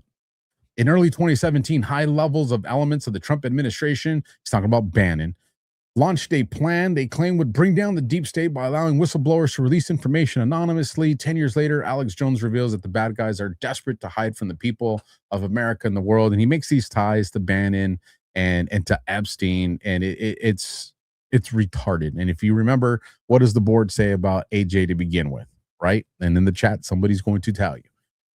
A whole lot of stuff going around surrounding Alex Jones, whether you think he's playing a role, compromise, whatever the case, he's completely full of shit on this. So I'm just going to read Josh's post here. But again, even this post, Josh did such a better job on his job, to really expand on this. And we actually talked about it last night on Q After Hours as well. Yeah. Durango says, "What a total shill." With AJ. I'm with you on that one, Durango. Bullshit, Alex. Yeah. Let it roll, folks. Let it roll, the chat. But Josh puts, this is comical. We told the world Bannon was involved back in 2019, 2020. He brought in for distribution and analytical controls. No better way to run an operation than with good data. Think Cambridge Analytica. Circada was not a pre-Q operation. The NSA knows this for a fact. Ask them how Tile migrated after Snowden. And Josh, and we've had this conversation on even DEF CON. Alex discusses Q like Dungeons and Dragons. AJ, that is one of the most retarded things I've ever heard. It just goes to prove that you have never actually looked at the boards or read them. I've seen the Epstein file documents. I've yet to see any that insinuate Epstein and Bannon were Q and hijacked it. What Alex missed is that Q wasn't just the boards on 4chan, 8chan, and 8kun. There's a lineage of events that predate it. We talked about that on DEF CON. The infiltration came through podcasters and influencers during and after that contorted the messaging and constructed a controlled narrative. Popcorn movies, sit back, do anything. Trump says, me and Josh have talked this at length, and I'll comment to that in just a second. Listening to this, it makes me wonder, how does AJ keep saving InfoWars from inevitable failure? It's like a series of miracles over and over. And I commented that last night on Q After Hours. I'll tap on it a little bit here. So the first thing being is, I asked last night, I said, hey, as a result of J6, what were a lot of pissed off Americans afraid to do? And the answer to that is protests. Everybody was afraid that if they went to a protest, that they were going to be targeted by a corrupt DOJ. And they would have. That was not a false fear. The FBI at that time we were definitely under the boot of tyranny. So think that, right? That happened.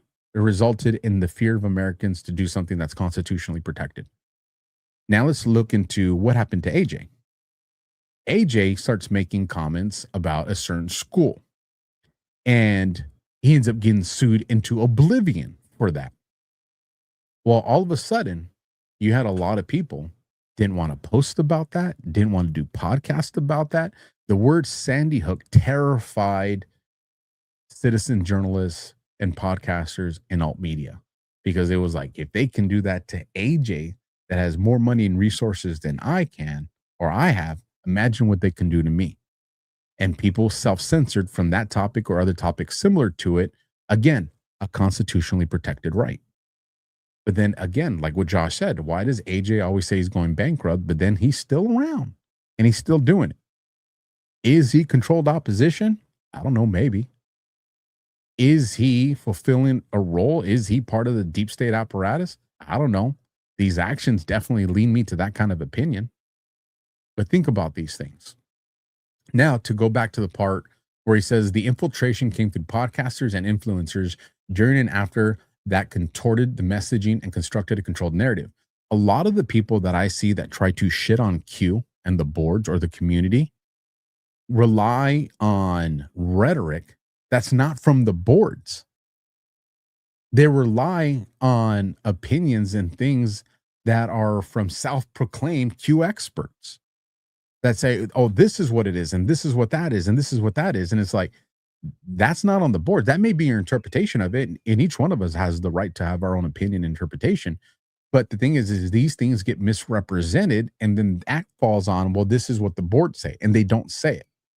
And so again, Badass Bella says, this is warfare. Anything is possible. This is absolutely warfare. So again, kind of my take right there on the Alex Jones thing. We're going to move on, which I think we are into. Yes. Now we're into the part where it's going to be this will probably be the longer portion of the show tonight. Let me see. Let me check timing on something real quick, folks. Bear with me 1 second, if you don't mind. Actually, I'm going to break to a quick ad to buy me some time real quick, folks. And you guys know I love me some Pet Club. So if you haven't got it, listen to my audience, because I know they're going to tell you about it in the chat. Science proves that a healthy immune system is the body's first defense against the smallest of ailments to the most catastrophic. Coriolus versicolor is the most sought-after, all-natural supplement for both humans and pets to help boost the immune system. There are over 400 studies worldwide on its effectiveness in humans, including Sloan Kettering Cancer Center, MD Anderson Cancer Center, and now from the University of Pennsylvania School of Veterinary Medicine, Together, we can help reverse this terrible tide now plaguing your loved ones and give them the immune-boosting supplements that they need.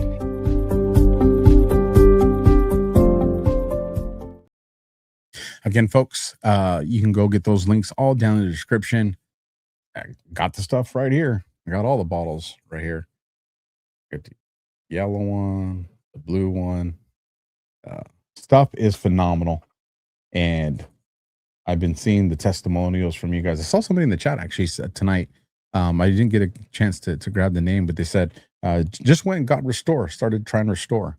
And if you guys aren't familiar with Restore, this is the one for liver function, pancreas function, and blood pressure. Again, completely natural. It's not going to interfere with any of the stuff you take because it's literally mushroom food. You know, we call it supplements, but I call it mushroom food. Let's see. Callie Brat says, woohoo, got a live alpha stream. Yes, you do. Speaking of live alpha streams, over 2,000 people watching on Rumble now. We're approaching that 1,000 mark on YouTube. If you guys can do me a solid, if you haven't done so already, push the heart, smash the thumb, leave a comment, share it out there. Let's continue to grow this Alpha Warrior family. So now we get into Rapid Response 47. We're going to get into this Iran situation. And we're going to kind of walk through where it kind of started a week ago to where we're at right now. And then I'll give you guys my thoughts on it. So I'll try to fly through this as fast as we can. But I'm not tired yet. So we just hit the 9 o'clock hour, 2100 hours here on the West Coast. I believe that puts us at midnight. If I'm doing my math right on the East Coast, you guys are at midnight. So I'm feeling good. I feel like we still got another hour in me. So let's see how far we can get. Rapid Response says, POTUS on his call with Prime Minister Netanyahu. I said, do what's right, but I want you to stop as quickly as you can because they have to stop. This had to do with Lebanon, and it has to stop. We want to get it finished. And I think I do have this clip for you guys right here. President, what did you say to Prime Minister Netanyahu when you spoke to him? We had a very good conversation, and he was hit, and he hit back. And I can't blame him for that, but he was hit, he hit back, and now they've called it quits. So they're going to just leave each other alone for another week or something. It's been going on for a long time. You could say about 3,000 years if you really want, but certainly it's been going on for 47 years. But no, he hit back. They were going back and forth, and now they both agreed through me to stop. And we're in the final throes of what will be a very, very good deal that will not allow in any way, shape, or form nuclear weapons, etc. And the Strait will open up right away. It'll open up immediately upon signing, which could be in 2 or 3 days. Did you ask them not to hit back? No, I said do what's right, but I want you to stop as quickly as you can because they have to stop. It's had to do with Lebanon, and it has to stop. We want to get it finished. So this is June 9th, just so everybody knows, and this is Rapid Response 47. So then we get into June 10th, and this comes out from Bibi. Prime Minister of Israel reports, and this is the government account, Benjamin Netanyahu's message to the Lebanese people. Israel's not at war with Lebanon. We're at war with Hezbollah. And I have this clip for you guys, so let's take a listen. I have a message for you, the people of Lebanon. Israel is not at war with you. We're at war with Hezbollah, that has taken your country hostage, that does Iran's bidding, that uses your territory to launch terrorist attacks against Israel. Do you remember what Lebanon was like before Iran and Hezbollah turned it into a nightmare? Remember the cafes? Remember the culture? Remember the calm? All that's gone because Hezbollah and Iran want to drag us into war over and over and over again. You deserve better. Your children deserve better. You know by now that Israel will do whatever it takes to protect our families, our communities. Hezbollah is weaker than ever. Israel is stronger than ever. We've taken out nearly 10,000 Hezbollah terrorists so far. We're systematically clearing out South Lebanon of these fanatics. No matter where they are, we'll find them. You also know we yearn for peace with you, with Lebanon. A peace where our two peoples can invest together, build together, thrive together. The only impediment, the only obstacle to this beautiful vision is Hezbollah. They want war, not peace. They want death, not life. They will sacrifice as many of you as possible to achieve their sick aims. Don't let your future be dictated by medieval theocrats hell-bent on destroying our common civilization. Israel wants peace with you. Seize your future. Join Israel. Build safety and prosperity for all of our children. And once Hezbollah is dismantled, the possibilities are endless, and they are sky high. So what's going on here? Is Bibi really trying to tell the Lebanese people that, hey, we don't got beef with you. We just got beef with Hezbollah? Is that because he's trying to seed a narrative? Remember, this is from June the 10th. Is he trying to seed a narrative where he is anticipating, whether it's through being involved or knowing that it's coming, of a major Hezbollah attack or something that's going to be interpreted as a Hezbollah attack on Israel in order to start a fight? Or is he being legit? Now, everybody has their opinions of him, but let's watch how this week played out, because there's some interesting shit here. So now we move into Fox News reports, and this was on the 9th. Here's a look at the massive U.S. military presence now spread across the Middle East. And not a whole lot of people were talking about this. As a matter of fact, Fox didn't spend a whole lot of time talking about this.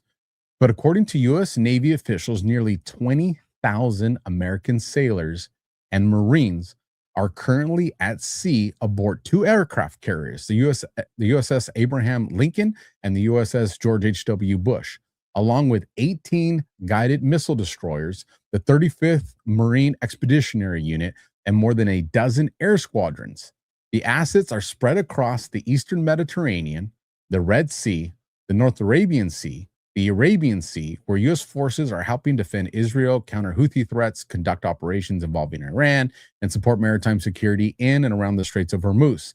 The naval force is part of roughly 50,000 U.S. troops currently deployed throughout the Middle East. As you can see from the graphic there, a whole lot of big bad American military badassery in that area. Now, was that because of Iran? Or was that because there was something else another country was going to do and we were trying to be in the position for that? Or was it because all you got to do is do, hooks a left on 2-1 and Lewis and be right around the corner of India right there, so you're positioned for anything that's going to pop off in the Southeast Asia area and be there in not too much of an extended time frame? The positioning here is very important. So let's keep going so you guys see where I'm going with this. Then we get to June 10th. This is the same day that Bibi made that statement. Secretary of War comes out and says Central Command will be busy tonight because President Trump said we will be hitting Iran hard, and we will be. Listen to the Secretary of War here. Be here at U.S. Central Command. Admiral Cooper, the commander of CENTCOM, was going to be here with me. We just got done with detailed briefings, but of course he is busy because CENTCOM, Central Command, will be busy tonight because President Trump said we will be hitting Iran hard, and we will be. Because Iran has a chance to make a good deal, a great deal, to codify what they said they've been willing to do, and they haven't been willing to do it. So, as President Trump said, they've been tapping. You can see when someone's trying to tap on a deal. Instead, they're going to have tap bombs dropping on key facilities in Iran from the United States of America. And that's not because we want to restart anything we don't have to restart. It's because the War Department is prepared to set the terms to ensure that we get the kind of deal President Trump expects. And Admiral Cooper and the team here at CENTCOM has done a phenomenal job from the beginning on Epic Fury and through this blockade, ensuring that we have a chance to reach that end state, which is Iran will never have a nuclear weapon, which they say they don't want. And so since we're so close to that negotiated deal, if that's the case, they should step up and do it. So Amin Khan kind of talked about this. I think it was on SITREP. He does tap 3 times. And then he goes tap. And then on the third one, tap. It seemed awkward and out of position with what he was saying. Again, pure speculation. But it kind of, the more time I've had a chance to kind of digest this particular statement that he made, it kind of made me feel like, hey, Mr. President, or hey, whoever he was doing it for, if I do this 6 times, this is the message. This is the go order. If I do this 3 times, this is the mission that we're taking. If I do this 9 times, this is the mission that we're going to take. However that decode went, he made it specific and he broke it up to make sure that it was very distinct. Again, go and you can rewind that part and listen to it again, but where he says tap, tap, tap. You get what I'm saying. But again, I think that there is a there. What it could mean, I have no idea. But just going off my old detective hunch skills, I think that there is something there that was being communicated. Here's the other part. This president and the Secretary of War have ran on the concept of when the media would ask them, hey, what are you going to do with Iran or with Venezuela? Trump has always come out. We're not going to tell you. We're not going to project to our enemies what we're doing. But here we are with the Secretary of War coming out and saying, hey, Trump said we're going to go and we're going to lay some kind of whoop ass on Iran tonight. We're going to lay some kind of whoop ass on Iran tonight. The exact opposite of kind of what they've communicated for the last year and a half. And even if you went into his first administration, again, what was Trump? Thank you. What was Trump before he was a president? He was a businessman. And he's referenced, especially recently, The Art of War by Sun Tzu several times. And he is also a negotiator. And I think that this is more along the lines of what that was as far as why they broadcast it. Because we then came out and we did open up some can of whoop ass. Right here, Yacobi puts out breaking an IRGC command and control center has just been decimated by U.S. strikes. And we heard, how many missile strikes went on. It was I think either one of the largest or the largest strike package that we had did. So again, we said we were, and we did, which is kind of outside of the character of the president and this Department of War. So then we get into Eric Dowder. He says, breaking, Iran is now begging President Trump in the Situation Room with VP J.D. Vance during the ongoing bombardment against Iran. 49 Tomahawk missiles launched. Iran just called Trump and said, please stop bombing. Let's take a listen to this. Currently in the Situation Room with Vice President J.D. Vance, along with Special Envoys Kushner and Witkoff. The president giving new insight into what is taking place as we speak. There is an ongoing bombing campaign against the Iranian regime. The president tells Fox News that 49 Tomahawk missiles were used to hit targets inside of Iran, some of them as close as 40 miles from the Iranian capital of Tehran. The president said that U.S. fighter jets are also operating over the skies of Iran, taking out radar systems and air defense systems in the southwestern part of the country, close to the Persian Gulf. This is all taking place as the Iranians are trying to get the United States to stop the bombing campaign. President Trump told me that Iran called him tonight.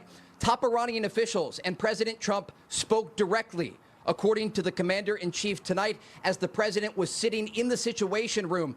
And he told me that the Iranians asked them to stop bombing. And the president said to me, the bombing will stop shortly. I asked him what will happen if the Iranians do not sign an agreement that was put forward by American negotiators. President Trump said, quote, we'll bomb the S out of them tomorrow night. And so the president is leaving the military option on the table if the Iranians are unwilling to sign this good faith deal that would ultimately open the Strait of Hormuz and ensure that they cannot advance a nuclear program toward a nuclear bomb. That is the bottom line here that President Trump has reiterated over and over again. The reason Operation Epic Fury began was to prevent the Iranian regime from obtaining a nuclear weapon. Again, he says, what if they don't take the deal down? I'll bomb the shit out of them tomorrow.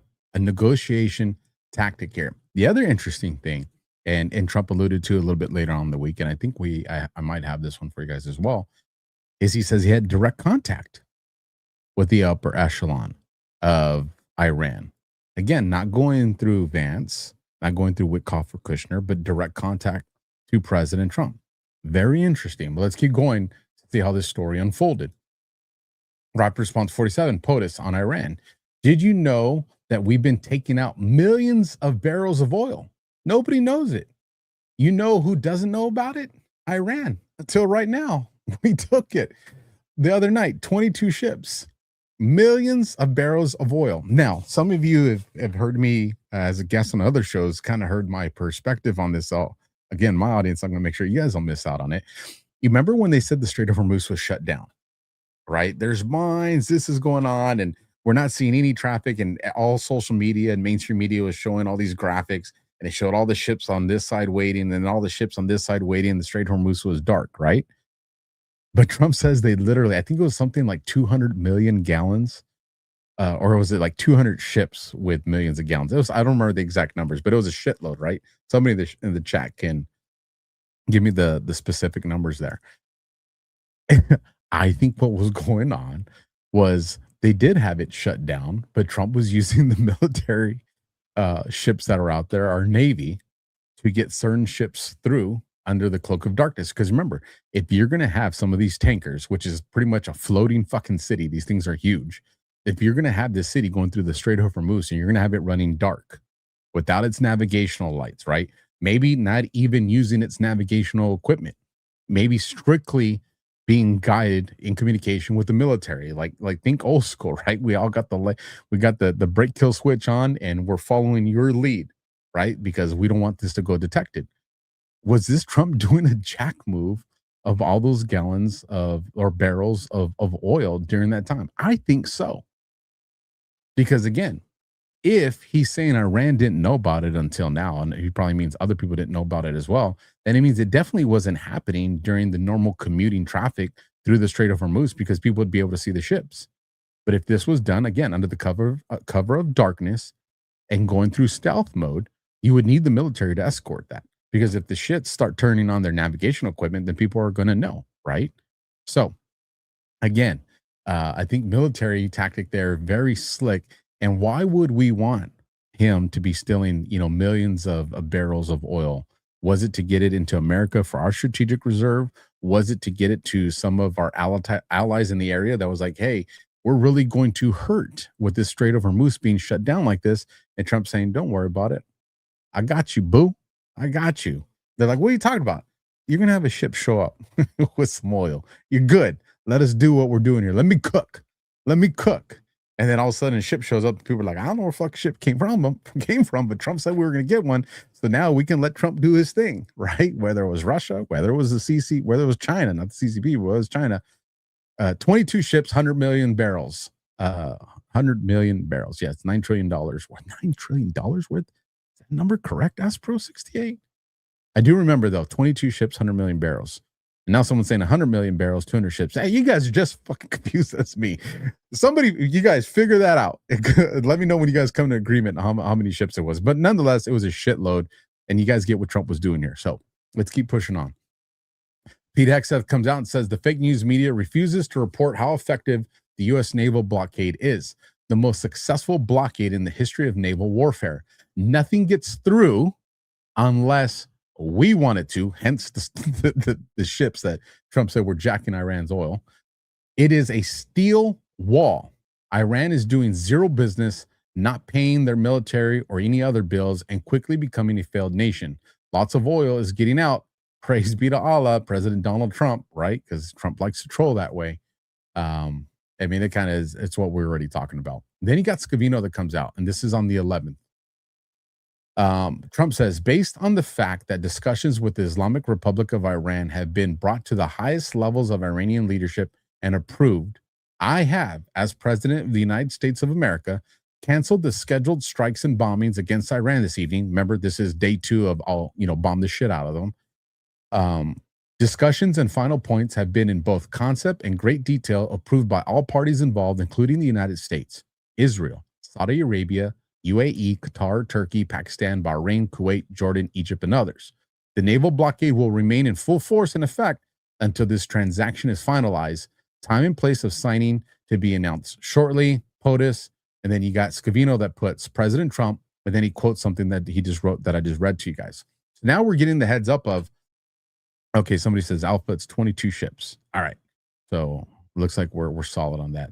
Not 22 ships. That was only one night. You guys are killing the Smalls. Y'all don't fight though. But the point being is you've seen the escalation so far, right? Remember the comments Bibi made with Lebanese people. All of a sudden, you got Trump's coming. We go. The Hegseth says, he was in Guantanamo Bay. Just in case I didn't present that to you guys when he provided that, we'll be busy tonight bombing them. And then all of a sudden, we start bombing them. We start getting reports that the highest levels with Trump, and now Trump comes out. Scavino reposts it, says, "Hey, looks like we're in the process of coming to a deal. So we are going to pause night 2 of bombing the shit out of them, but the blockade's going to remain in position." Just in case you're late to the show and I'm catching you guys up. So now we get Ezra Cohen, who reposts Trump saying this, and this is on June the 12th. "The terms that Iran leaked out to the fake news have nothing to do with the terms that were agreed to in writing. What they said, including their weak and pathetic statement on having a deal, bears no relation to the truth. Very dishonorable people to deal with. With them, there is no such thing as dealing in good faith. Amazing. Also, their totally rebuffed drone attack last night against Indian ships leaving the Hormuz Strait is totally unacceptable. They better get their act together and fast. President Trump." This is June 12th. Now, something tells me that this was a leak operation, even on Iran's side, in collaboration with the U.S. military. Something that I've been saying, Josh has been saying all the way to the very beginning of Operation Epic Fury is you have the IRGC, who I think was 100% controlled by the intelligence apparatus, Mossad, CIA, MI6, MI5, all that. They control IRGC, my speculation. The civilian government of Iran trying to fight for their country, trying to fight for the people. Hence the reason Witkoff and Kushner were meeting with the civilian apparatus of the Iranian government.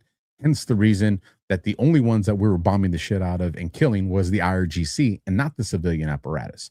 So when these leak operations are coming through, I think that there's a collaboration between our good guys in the intelligence apparatus, which is military intelligence, Trump, and whoever he's working with on Iran, who are figuring out who are the last remaining people that are trying to sabotage this deal that we know are working for them over there, the deep state, call them what you want. I think that this is what it was, and I think this was Trump telling them, hey, that attack, the drone attack, was ineffective. I think this, rebuffed drone attack is what he described it. I think this was him telling them, we got you. It was a leak operation, and we know who you are, and you're FA and FO right now. Let's keep going because this all starts to work out. Then you get Benjamin Netanyahu. Remember, first he did it with the Lebanese people on the 10th, and now this is also on the 10th. He comes out and says the anti-Semitic tyrant Erdogan, who perpetrates genocide against the Kurds, supports the terrorist organization Hamas, oppresses his own people, and imprisons political rivals, is the last one who can preach about morals to the state of Israel. The state of Israel and the IDF, the most moral army in the world, cough, will continue to act forcefully against Iran and its proxies that threaten the Middle East and the entire world. So now you got Bibi that's keeping the Lebanon card here, and now he's keeping the Turkey card over here. Again, is it because he's trying to position for a future conflict and he's trying to shift gears here? Because remember, Israel has an election coming in October. Bibi wants to win. So there's a lot going on. Next, we get a reporter asked Trump about this. And I'm just going to let you listen to Trump's response on this because I have it right here. Thank you, President. I have two questions. First of all, Turkish President Erdogan keeps threatening Israel. Do you think there's a chance of a conflict between Israel and Turkey, and will you sell F-35 to Well, as you know, he's a very good friend of mine. And we've worked very well together. I like him a lot. I'm not supposed to say that because the press will say, oh, he likes Erdogan. No, he's a hell of a leader and a strong person, very strong person. I haven't heard that at all. If I did, I'd call him, and I think I'd make sure that things were fine. I don't think that will happen with Turkey. Not as long as I'm president, because he respects me and I respect him. But beyond that, we have a good friendship. So, we'll see. And my second question, that's my second question. Besides peace in the Middle East, what do you wish yourself for your birthday? For my birthday? Well, I'll go a step bigger. Peace for the world, okay? Peace for the world. Middle East, yes. Peace for the whole world. Yeah. Mr. President, there is a New Jersey Democratic congressional nominee. I'm not supposed to say that because then they'll say, oh, he likes Erdogan. but he's making very clear that he has a working relationship and allies with some of these people. Again, his statement kind of speaks for itself. I don't need to regurgitate it. Let's bring it back to Bibi. Now we get into the 14th. This is at 5:04 my time, so 8:04 a.m. Eastern. Bibi says, "Happy birthday, Mr. POTUS. Happy birthday, Donald. This year, your birthday comes at an auspicious time. America celebrates 250 years of freedom, a great nation built on liberty and faith. I wish you continued strength and vigor as you lead America towards a bright future of peace through strength, and as we continue to bring the U.S.-Israel alliance to ever greater heights." This is, again, 8:04, 8 o'clock in the morning, Eastern. And what do we learn after that? Fox News reports, I just spoke with President Trump. Trump says he's asked Israel Prime Minister Netanyahu, "What the fuck are you doing?" He will ask Iran not to respond against Israeli strikes. Trump believes a deal with Iran will be signed in the next 2 to 3 hours. What are they talking about? Bibi sends the birthday message. A few hours later, he starts bombing fucking Lebanon, Beirut. Tells Trump happy birthday, which I think he was saying, watch what I'm about. I think he was trying to piss him off and start some shit. Tells him happy birthday. A few hours later, starts dropping bombs in Lebanon. So again, Fox reports. I think I have this audio clip. Yes, I do. Check this out. Yeah, Kevin, good afternoon. I just spoke with President Trump. He tells Fox News he believes a deal with Iran will be signed in the next 2 to 3 hours. I asked him about the Israeli strikes earlier today against Hezbollah in the Lebanese capital of Beirut. He tells me he spoke on the phone with Israeli Prime Minister Benjamin Netanyahu, asking him, "What the F are you doing?" He told the Prime Minister not to conduct additional strikes against Hezbollah so that it doesn't affect this deal from moving forward. Now, the Israelis are bracing for the possibility of incoming Iranian ballistic missile fire, according to the IDF. And President Trump tells Fox News he will ask Iran not to respond with missile fire toward Israel, with this deal on the horizon expected to be signed tonight. Sound like a sabotage in place? Could be. But I think there's probably some other perspectives going on. And if you guys watch the show I do on Sundays, 2 p.m. Eastern, Middle East in 30 minutes-ish, emphasis the ish with Ghost Base to Patrick Henry. We've covered this in a lot of details. So I would just say go watch Sunday's show that I did with Ghost. We kind of expand on this a lot there. Now we get into June 14th. Trump says this morning's attacks on Beirut should not have happened, particularly on a special day when we are so close to a peace deal with Iran. Israel has the right to defend itself against threats, but the attack it was responding to was very small and meaningless. Nobody was hurt, injured, or killed, and should not disrupt this important process. We are very close to a deal that will bring peace to the region, including to Lebanon, and all sides should stand down. There should be no more attacks by Israel anywhere in Lebanon, but there should also be no more attacks by any other party, including Hezbollah, against Israel. This could be the beginning of a long and beautiful peace. Let's not blow it. Thank you for your attention to this matter. I put, POTUS is allowing the exit strategy Christians will resonate with. Watch. The court of public opinion conquers all.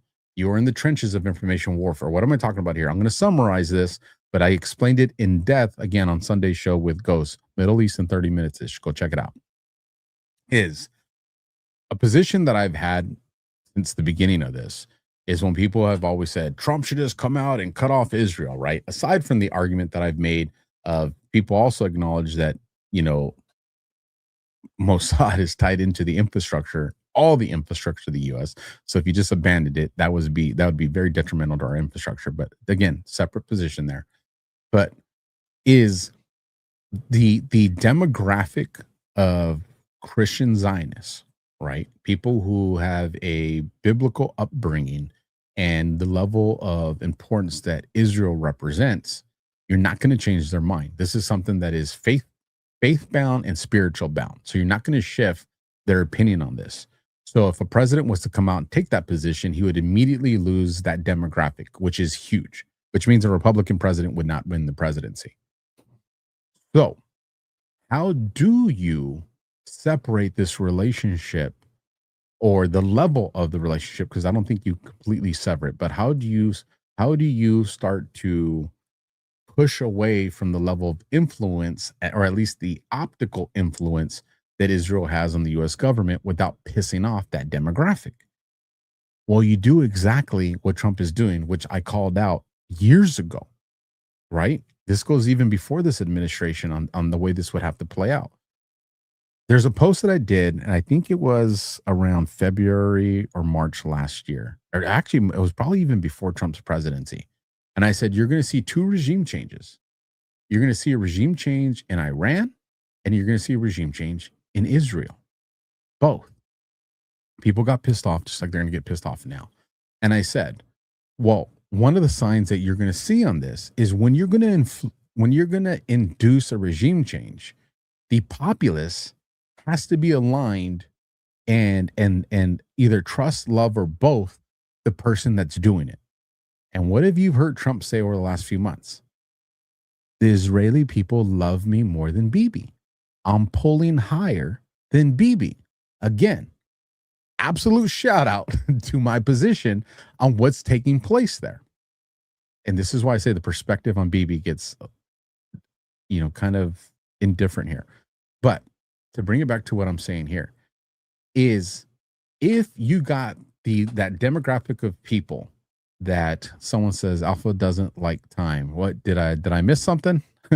I see was I supposed to do something, or am I going over something? I don't know. I see Miss Rare Freedom Fighter says Alpha doesn't like time. See, you guys know y'all distract me sometimes. So if I miss something, let me know what I missed. But to the point that before I forget what I was talking about. Oh, so if you wanted to have a position where the United States starts to establish its sovereignty, true sovereignty, with no influence from any government, not just Israel, but the CCP, Muslim Brotherhood, you name it, then it would have to get the Christian Zionist group of Americans to demand that the separation from Israel. Well, that's never going to happen. And I would agree with people. It wouldn't. There's nothing that Trump can do on the surface level, and there's no reporting alt media can do surface level that's going to make Christian Zionists be like, we're going to abandon Israel. It won't happen. They can't. They cannot separate the teaching of Scripture from the information psychological war that's going on. It won't happen unless it came from Israel. Hear me out here. And this is where I think could Bibi be playing a role, whether it's for self-preservation because he got caught, and he's really a bad guy, or because he's actually playing a role. And this is kind of where I adopt some of, Ghost's thought process here. And Trump wants Bibi in power because he's accelerating this process. Again, why? Everything that's going to happen, including with Israel, has to happen during this administration, because the deep state, all they want to do right now, because they know they're getting the shit kicked out of them by Trump. So the deep state wants to prolong this. Let's just prolong it. Trump has completely disrupted our timeline. Let's just ride him out. And then we'll just undo everything that he's done when we steal the elections back in 2028. They know this. This is what the deep state wants to do. Trump knows this. He's not going to let them. Trump's doing, again, this goes back to the concept of Operation Warp Speed. Force it to happen when they're not prepared to do all the things that they want. So back to this conversation. If Israel started to show its extreme temperament, remember what Bibi just did. Hey, Lebanese people, then he bombs Beirut. Hey, I'm picking a fight with Erdogan. Well, the rest of the world, including Christian Zionists, are like, but no one's attacking you anymore. Nobody's bombing you anymore. Like, we're even talking about working relationships of everybody together. Well, again, remember, there's elections coming up in Israel, and there's a faction of the extremists in the Israeli government that are like, we don't like the way Bibi's doing this, and we are going to remove him from power because we are going to start the big war. We are going to do the Greater Israel Project. And these people are starting to say these things. The audio clips are out there, the video clips are out there, and people are seeing this. So what you're seeing now is you're seeing a faction of Christian Zionists that are not because of anything other than what they're seeing coming out of Israel, be like, hey, this we go, calm down. We can't go here. This is where I think we're at right now. And then I'm going to show you something that BB said today that I'm like, oh shit, this is getting interesting. We're almost there. So then Trump plays this clip, right? And I forget what TV show it comes from. This video clip. Somebody in the chat will save me because you guys are just smarter than me when it comes to that stuff. But U.S. Central Command posts. U.S. Central Command CENTCOM forces began launching self-defense strikes against Iran at 5 p.m. Eastern today at the Commander-in-Chief's direction in response to yesterday's downing of a U.S. Army Apache helicopter. Listen to this part. The mission is a proportional response to unjustified Iranian aggression. A proportional response. So with that said, now listen to this clip from this TV show and then think about everything that we just talked about in the last 20 or 30 minutes surrounding the Iran, Israel, and the U.S. part, the West Wing. Thank you from Israel Freedom Fighters. Take a listen to this clip. Scenario 1, or Pericles 1, to use his code name, sir. What is the virtue of a proportional response? I'm sorry? What is the virtue of a proportional response? Why is it good? They hit an airplane, so we hit a transmitter, right? That's a proportional response. Sir, in the case of Pericles... They hit a barracks, we hit 2 transmitters. That's roughly it, yes, sir. This is what we do. I mean, this is what we do. Yes, sir. It's what we do. It's what we've always done. Well, if it's what we do, if it's what we've always done, don't they know we're going to do it? Sir, if you turn your attention to Pericles 1. I have turned my attention to Pericles 1. It's 2 ammo dumps, an abandoned railroad bridge, and a Syrian intelligence agency. Those are 4 highly rated targets, sir. But they know we're going to do that. They know we're going to do that. Those areas have been abandoned for 3 days now. We know that from the satellite, right? We have the intelligence. Sir. They did that, so we did this. It's the cost of doing business. It's been factored in, right? Mr. President. Am I right, or am I missing something here? No, sir, you're right, sir. Then I ask again, what is the virtue of a proportional response? It isn't virtuous, Mr. President. It's all there is, sir. It is not all there is. Sir, Admiral Fitzwallace. Excuse me, Leo. Pardon me, Mr. President. Just what else is there? The disproportional response. Let the word ring forth from this time and this place, gentlemen. You kill an American, any American, we don't come back with a proportional response. We come back with total disaster. So, real life, CENTCOM puts that post. The mission is a proportional response. Trump takes CENTCOM's post and attaches this video clip from West Wing addressing that very verbiage. What a time to be alive. Holy shit. Now, do you think Trump's out there watching West Wing and TV? I don't think the man has time to do that. And the little bit of time that he has for TV, he's probably using it to watch the AlphaWarrior Show and Death Con on Badlands. Just saying, hate on me. I can believe what I want. But here's what I am trying to say. People that have his ear that he relies on for information and interpretation of things that are aware of this, brought it to his attention. He agreed with it, gave the thumbs up or the green light, said, post that shit. This is where we're at. Or maybe they gave it to him and he posted it, right? But he allowed this to go on his Truth Social. I know you guys are laughing. You're not laughing because I said Trump watches the AlphaWarrior Show. Tell me you're laughing because I haven't blocked someone a long ass time. Someone tell me that I'm crazy because I said POTUS is watching my show. I want to. Who's going to get blocked? Who's going to get blocked? Let me see. Look at the chat. Let's see. Yeah. Oh, yeah. Ain't talking that shit right now. Y'all know. I'll trigger happy right now. Just block. Right? Just kidding. I wouldn't block you. Or I'm walking you into a trap, ambush, squirrel. Let's get back into this. Trump is saying that we're not doing the proportional response anymore. We're going to lay a can of whoop ass, and we're going to use that can of whoop ass as the deterrent for anybody that thinks they're ever going to do this to the United States military or to the United States of, just regular civilians. It stops now. I think that's very important. Again, remember, this post is on June the 9th when he does this. That following day, BB makes the statement, right? Puts out the birthday message, right? A couple days later on the 14th, he starts bombing Lebanon. He makes the conversation with Erdogan, right? And then Trump comes out and says, you know, the rebuff drone attack from Iran, who I think Trump's saying, I'm not buying this shit that it came from Iran.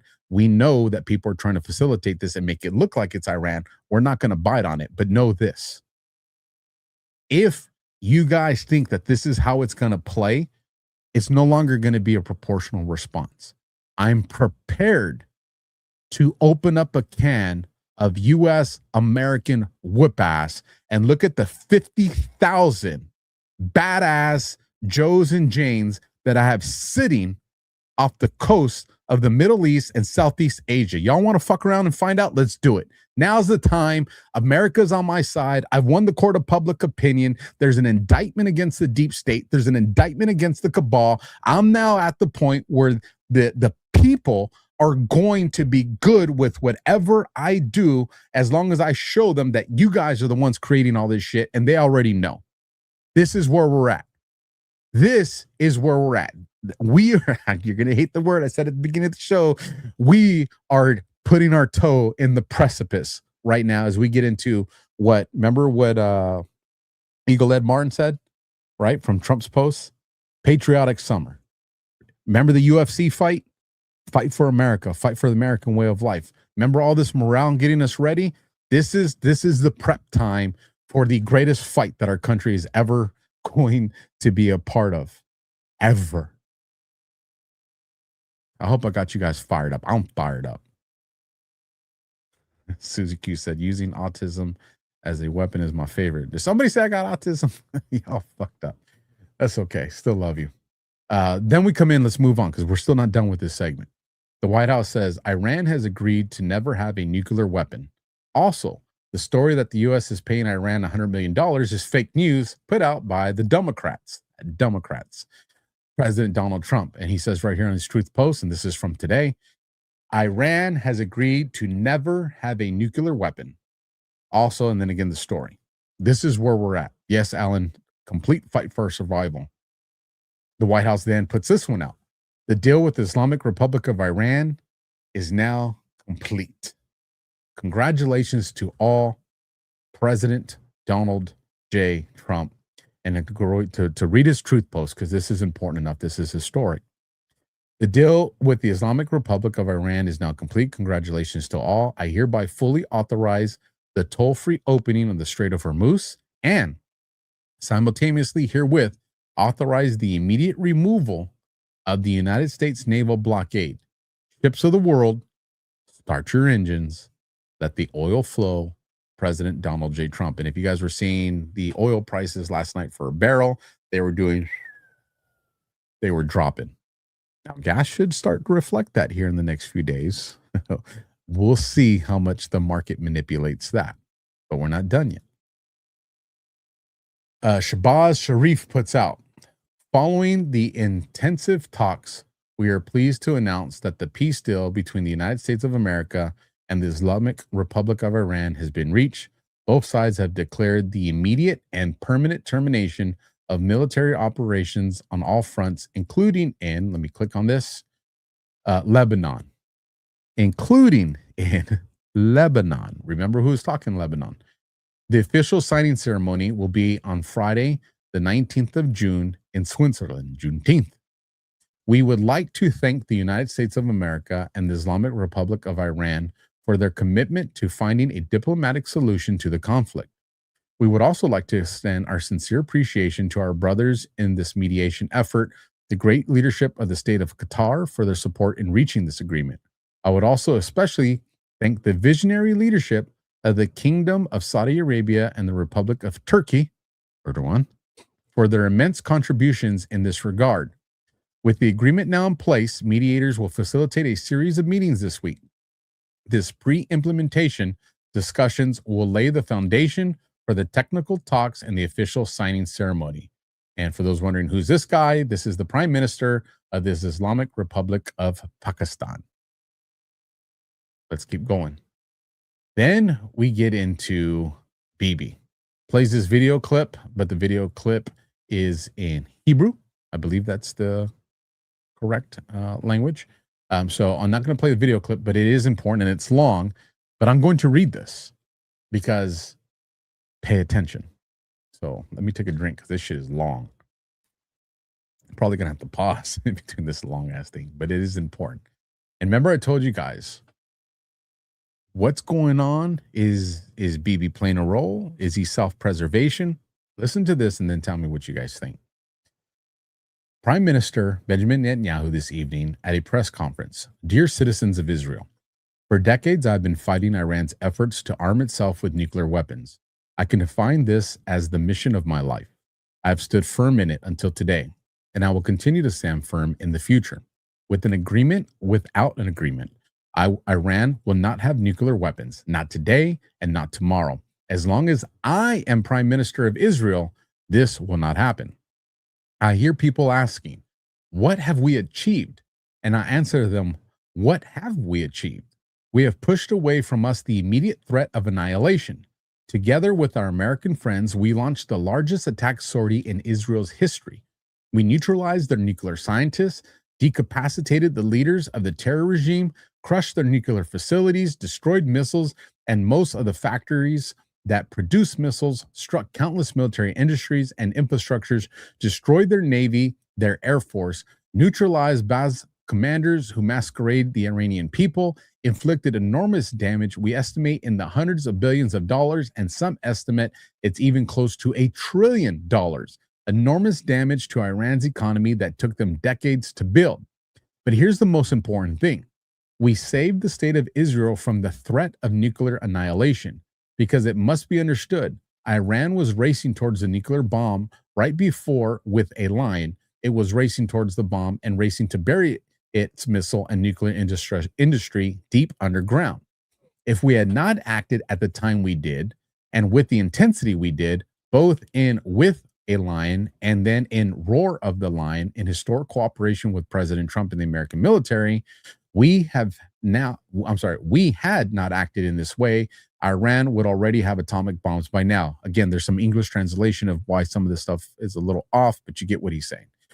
And what does that mean? It means that millions of Israeli citizens, you who are listening to me now, all of you would have been in terrible danger of mass death. We were all in that danger, and that danger of extermination of Israel's population. We have pushed away from us for years. That's what we achieved.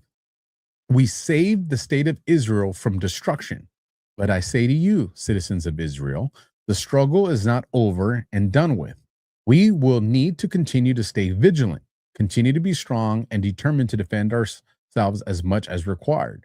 This is true not only against Iran, it is true also against Iran terror arms, which we have struck in an unprecedented manner. We did it in Gaza, we did it in Lebanon, in Syria, in Yemen.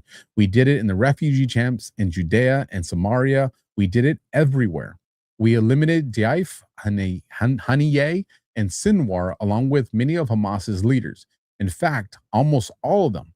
Everyone who was there in horrific massacre, I think one is left. He will be eliminated too. We destroyed thousands of terrorists and countless terror infrastructures. We brought back all our hostages from Gaza to the last one. No one believed we would do it. I believed. They told me, Prime Minister, we must concede. Don't enter Rafah. In the war, we'll bring back the hostages. We'll frame our exit from Gaza as victory. I did not accept those nonsensical words. We entered Rafah. We entered the city of Gaza against the opinion of many, and we brought back all the hostages to the last one. And not only that, we blew up the pagers, eliminated the tyrant Nasrallah, prevented Radwan's forced invasion of Galilee, destroyed the overwhelming majority of the 150,000 rockets and missiles that Nasrallah built to devastate Israeli cities. You remember what they told us? If we enter into battle with Hezbollah, we'll have tens of thousands of dead. The towers will fall in Tel Aviv, Haifa, Jerusalem, Beersheba. The cities of Israel will become a city of ruins. You remember that? I did not accept it. We fought them. And how we fought them, we also captured key positions of theirs like Beaufort, from which Hezbollah threatened the northern settlements for years, in fact, the entire country. In parallel, we did something else.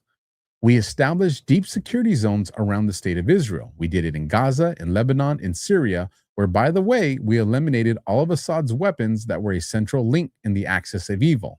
And all I want to make clear will remain in the security zones as long as required to defend our country. Because after October 7th, I set a simple principle. Israel will not allow terror organizations to camp on our borders, to dig terror tunnels into our territory, to prepare for massacres near our civilians. Today, our heroic IDF fighters stand between the terrorists and our civilians.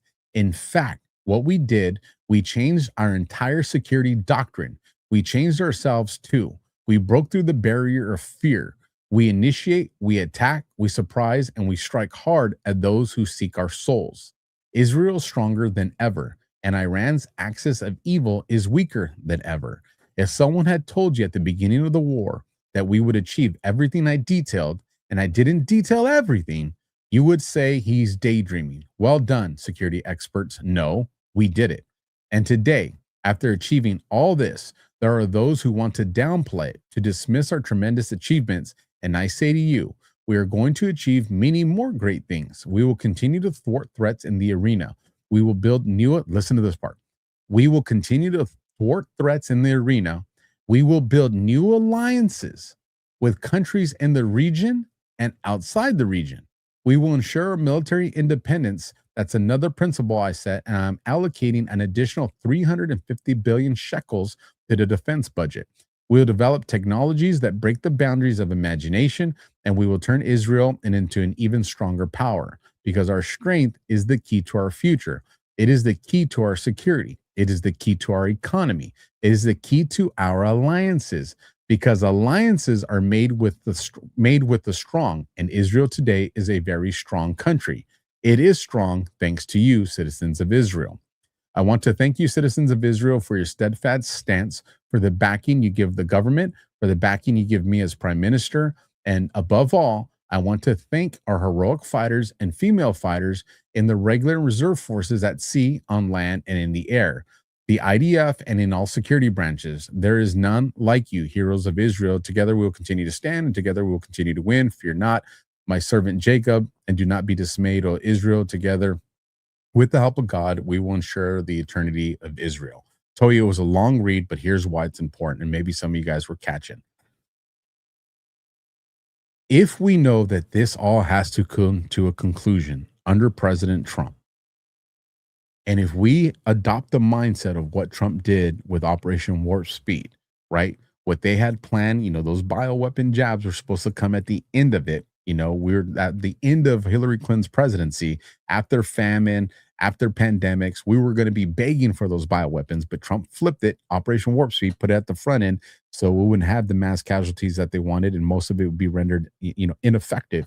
You remember all the fear porn that was coming out with that? If you adopt that mindset to this, if they wanted a global world war, a nuclear war, did Trump get Bibi, knowingly or unknowingly? That's kind of irrelevant right now, to accelerate the process in order to bring all this to a conclusion on Trump's timeline and on Trump's battlefield, to remove the argument that the deep state, the people controlling the Israeli government as puppets, from having that mass war. Because listen to what Bibi said here.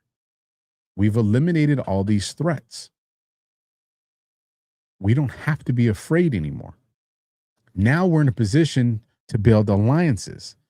Are we going to see between now and October, that's when Israel's elections are we going to see Bibi develop some economic stronghold relationships with other countries in the Middle East that would make the people of Israel not resonate with a new government trying to remove Bibi from power because they want to push war?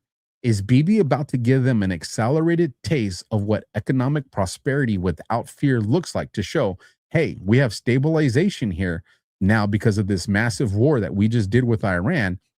We have the ability to, what, Trump's going to make us work with Erdogan. You know what? Trump, if you guys didn't know, and I don't think I had this post for you, but if I don't, I'm going to summarize it for you anyways. Lebanon just told their security forces to remove whether by arrest or whatever the case is, remove all IRGC personnel and assets out of Lebanon. Remember, that's the issue here, right? So they're going to go back to Iran. So are we going to see in a very rapid window here? So it's not going to take us long to figure out what's going on, because between now and October is not a long time. Are we going to see all of a sudden Israel start to develop some relationships with everybody there, which is going to make it look to the people of Israel like, wow, Bibi, along with the partnership with America, they really did take out the threats. And now we have this prosperity. Because remember, I said there's going to be a regime change, right? Well, if there's opposition to Bibi on this, and that they're going to try to take him out, I think Bibi was given a choice by Trump. You're going to do this my way, and you'll stay in power. You will be the hero of Israel, Bibi, like you've always wanted to be. But you're going to do it under my control. You're going to be on my strings. Or you can remain on the strings of the deep state. And when we change this government of Israel, you're going to jail. So this is how it's going to play out. And he's now, like I said, knowingly or unknowingly, gotten Bibi to accelerate this massive, I mean, look at the shit that the IDF has been doing has been straight crazy. You have mainstream media, even people out there like this shit don't look good for Israel, what they're doing. And again, you got to affect that Christian Zionist demographic that's in America. I think this is kind of how it's playing out. I know that was a whole lot to say. I hope I didn't lose you guys in the process. If I did, when I go through the edits, I'll try to clean it up. But hopefully you guys kind of see the picture that I'm trying to paint here. And I think it will get a little bit more clear as time comes on. So and there was one more post on this one that I have before we shift topics. And Kirill Dmitriev says, breaking, and this was on President Trump's birthday.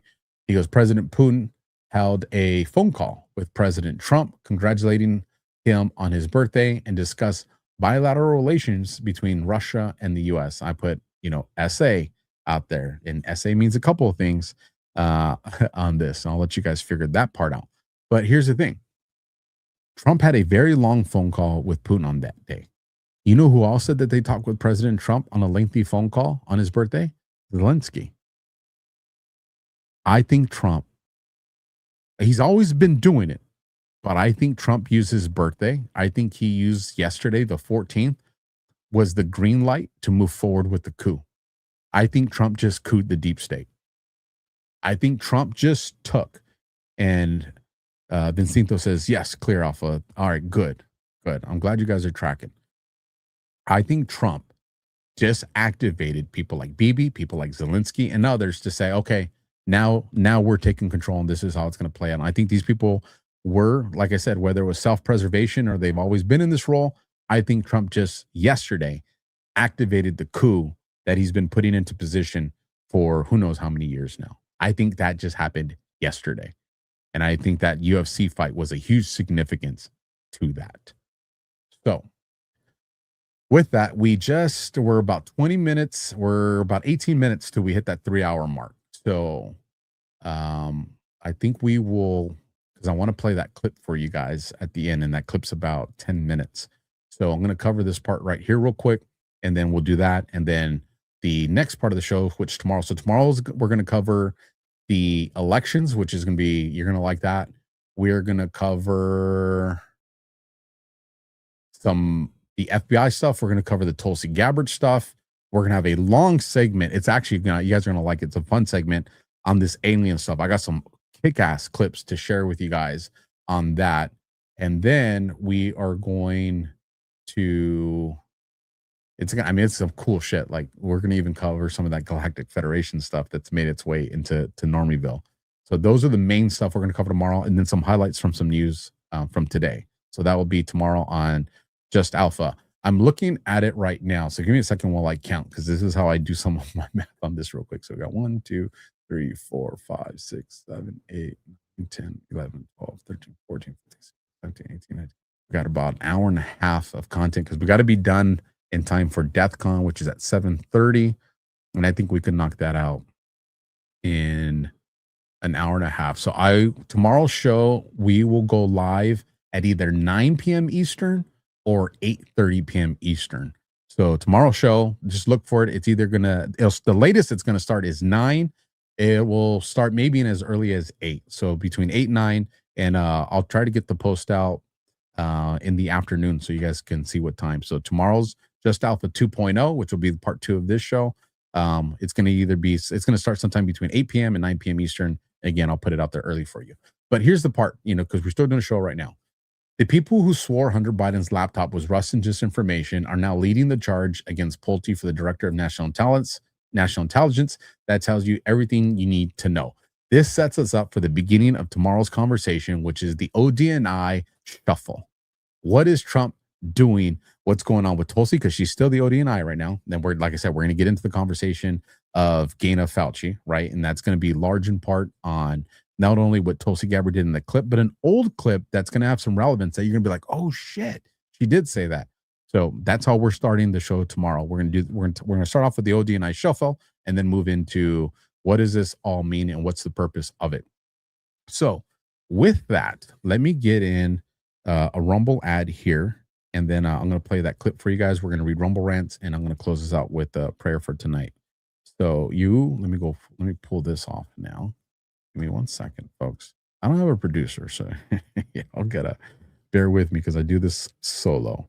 You're going to see a QR code populate right over my left shoulder. There it is. And you'll see a link down in the chat. I want to share a quick story about a family supporting this channel. Their father had a rare form of cognitive decline due to his military service that made him unable to work. Their mother had to stop working too so she could care for him. Their sons discovered new U.S. Library of Medicine studies on the various mushroom blends that could significantly support cognitive function. So they began creating a complex mushroom supplement based on that research, not just to help their own family, but to help others. They nearly quit after multiple setbacks, plus having their first big batch stolen. Fast forward, now they speak at medical conventions nationwide. Their company is called Emerald Med, and their product massively supports brain, immune, blood, and heart function. Your cognitive function optimizes everything you do. You can get knees, heart, and kidneys replaced, but you can't get a new brain. Sometimes I wish I could. So investing in the only brain you have for the rest of your life, that matters. If you want to support companies that support our channel, free speech with their marketing, and you want to try a strong mushroom supplement, they have a deal for America's 250th. Just click the link below and use the code for 30% off today. It's currently the most concentrated mushroom gummy in the US. It has up to 400 compounds and is rich in vitamins and minerals with 6 formulas in one. It's like getting 6 supplements for the price of one. You can click the link below to try Emerald Med's mushroom gummies, 30% off today. So now let's get into, I saw a super chat come in. Oh, we got actually 2 super chats from YouTube. So let's start with them first. Let me change my banner to our mushroom people over here at Pet Club because I want to make sure they get some love. And now let's get to our super chat. So first one that came in right here from Al Phelps, $5 super chat. Thank you for that support. And then one that just came in literally as we were speaking, Sherry Bertrand, 4026, I'm sorry, dropping in a $20 super chat. God bless America. Alpha, all you fellow patriots. I watched the entire fight yesterday and I felt the energy to the utmost. Incredible way to celebrate our amazing country. That fight, that final fight. I'm not gonna say who won for those of you that haven't seen it, but I'll tell you this. Again, I love what Josh Hokett said right about Michelle Obama. Hilarious. But that final fight, the winner and the loser, because you got to have a loser, both demonstrated tenacity and just sheer will. Even the guy that lost, my hat off to that dude. Just a legend fighter. These guys were it was just man. My language. It was man shit again. On the south lawn of the White House. And of course, you had the crazies over there. Trump's, he's defacing. This is gross what he's doing. It's like, you guys are forgetting about the transmission with the fake hoo-has that they did in June under Biden's administration. Get out of here with that. But again, for you guys that are supporting me over there on YouTube, thank you so much. For those of you that are on X, formerly Twitter, that have subscribed. Thank you guys. I appreciate it so much. And of course, we'll bring it into the Rumble Rants now. Let me get this up on the screen so I can show you guys that have supported me. So give me 1 second as I line this up and blow it up so you guys can, you know how cool it'd be just to tell producer, cue up the Rumble Rants. I want to read those. It's one day, folks. One day we're gonna get there. We're gonna have a huge network and all that good stuff. All right, let me bring this up on the screen. Again, things of holding. You guys remember this awesome stuff that we showed earlier in the show? Make sure you go to thingsofholding.com. Use that promo code Alpha10 Alpha10 to get that additional discount, and just go and support a great American company that is supporting this channel. And then on top of that, they gifted, look at all these subscriptions that they gifted. Holy smokes. 25 people benefited from this small American company, folks, that's doing big things, helping this channel. So Things of Holding, thank you. I don't know if you're still watching because it's kind of late, but you're out there in Alaska too. That's the other thing. These things made out in Alaska, folks. That's freaking awesome. Go and support them. Again, thank you tremendously for the support you showed this channel tonight. $10 coming in from the new Prue. Want justice to arrive? Pray. And will not God bring about justice for his chosen ones who cry out to him day and night? Will he keep putting them off? Luke 18:7. Gotta love scripture. Thank you for sharing that with us, Prue. More subscriptions. Holy smokes. $5 from Princess of Galindo's Alpha. I'm also a California survivor. I'm over the moon about Newsom's boo-hooing about his Fed investigation. Got my popcorn. You're great and have a great sense of humor. Thank you. Sometimes I wonder if you guys think I'm just retarded. You're like, Alpha's retarded. You know, listen, when we're at war, we learn war, fight war, and not lose our sanity. At least some of us did. And, you know, praise be to God that I was able to keep my wits and my mind. Not all my brothers did. I think humor was a large portion of that.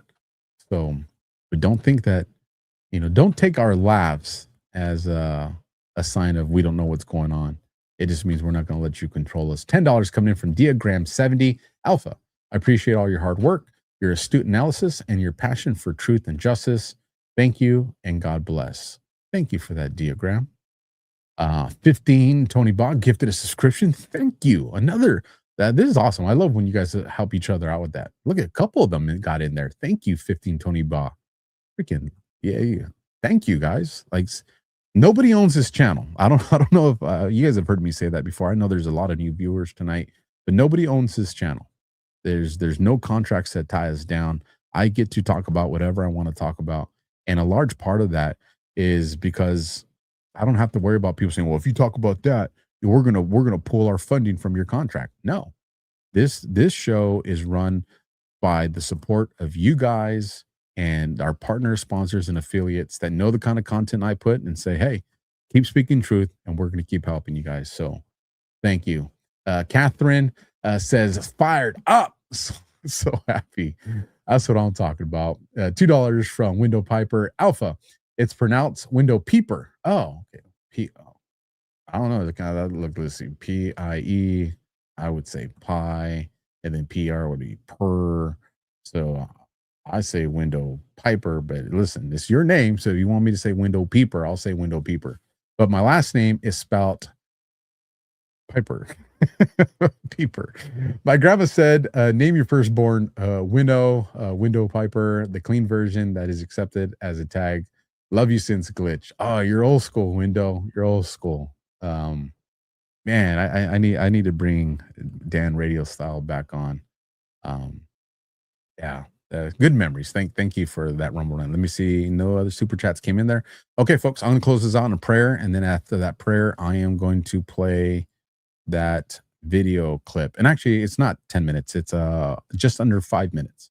So just under 5 minutes is what that clip is at the end of the show. So if you guys don't mind prayer, I hope you don't, because I'm going to do it anyways. Father, thank you for another day of life. Thank you for my family. Thank you for my friendships. Thank you for my audience. Thank you for the people that have entrusted me and given me their time, Father. The one thing that you have taught me is time is limited. And because it's limited, it has a value that just can't be measured. And tonight, a lot of your children chose to spend it here. And so, Father, I ask that you continue to guide me to keep my ego, my pride, and my own motives out of my work. Father, I've made mistakes. Continue to guide me to overcome my mistakes, my shortcomings. Father, there are people in my audience that have their struggles tonight. Some of them health, some of them financial, some unspoken. And it's a heavy weight that they're carrying, Father. I feel it. One of the things you have blessed me with, Father, in this life is the ability to feel people's joy and the ability to feel people's pain. And I definitely felt people's pain tonight. So to whoever that is, Father, please provide them healing if a miracle is part of their testimony, or provide them strength if this trial is supposed to be their testimony.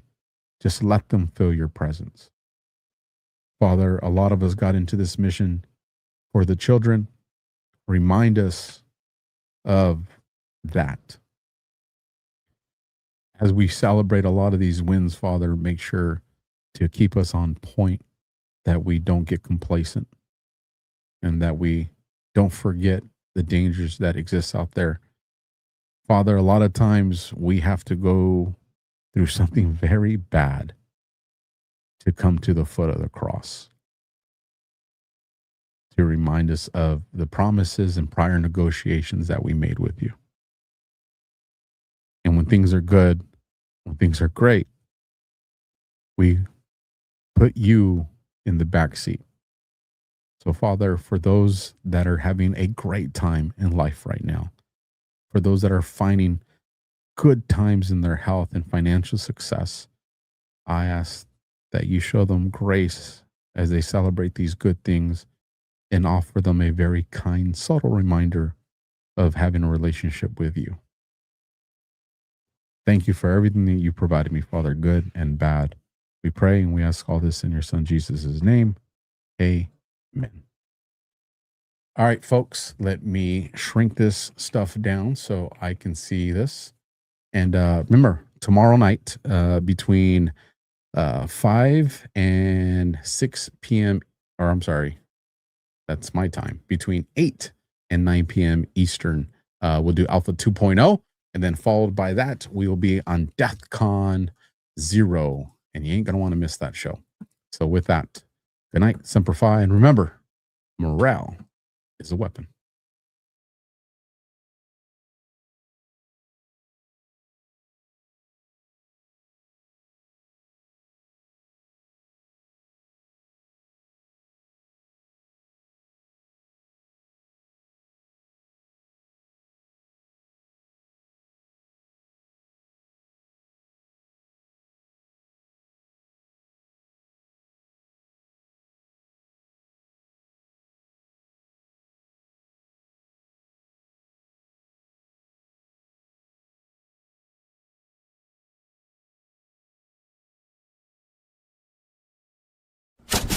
On November 1, 2016, Hillary and Bill Clinton and their entourage of assistants effected a civilian coup. In contrast to the usual concept of a coup where the military is involved and takes over the White House and communication centers, very much like the scenarios you see in a movie, this coup was done silently and very effectively through two methods: corruption and co-optation. The Clintons have been involved in co-opting our White House, our judiciary, our CIA, our Federal Bureau of Investigation, our Attorney General, Loretta Lynch, and our Director of the FBI, James Comey, for some time now. What they've done is to make sure that they were part and parcel of a group of people who were interrelated through political cronyism. However, in order to stop this coup, we in the intelligence community and others involved have informally gotten together, and with their permission, I am beginning to announce that we've initiated a counter coup through Julian Assange and WikiLeaks. What has happened in effect when Comey had to open up the case of Hillary Clinton and discuss the emails that were involved with the Anthony Weiner case, it was not the case itself that was as important as the fact that this was the entree for many of us in the counter coup to say to the administration, we have your number. Not only do we have your number, we're going to stop you from making Hillary the president of the United States. And at the same time, we will convict and indict the president of the United States, Loretta Lynch, and many others who were involved in the cover-up of the massive corruption that occurred under the Clinton Foundation. Now, in both cases, their coup was silent, and our counter-coup was silent, and it was all transgressed or occurred on the internet. And this is probably the first time in the history of any country where a coup was initiated through the internet and a counter-coup was initiated through the internet. I am just a small part of something far bigger than myself. It was the brave men and women who were in the FBI, the CIA, the Director of Intelligence, the military intelligence, and men and women in 15 other intelligence organizations who were sick and tired of seeing this corruption in the White House, in the Justice Department, and in the intelligence system. And we decided that there was something we had to do in order to save the Republic. So we initiated a counter coup through Julian Assange, who's been very brave and really quite formidable in his ability to come forth and provide all the necessary emails that we gave to him in order to undermine Hillary and Bill Clinton. Again, America, we're going through a major, major transition and, quite frankly, a second American Revolution. We do not have guns, we do not have weapons, we do not intend to kill anybody, we do not intend to harm anybody. But we, the American public, and those of us who serve as veterans and in the intelligence service like myself, will stop the Clintons from assuming power that they don't deserve. At the same time, we will make certain that Obama leaves without any trail of a pardon or any other act of treason. In effect, we want a peaceful transition in this great American republic. I bring you this news, and I want you to understand what has happened. A moment of history is occurring right now in front of us, and I'm proud to explain it to you.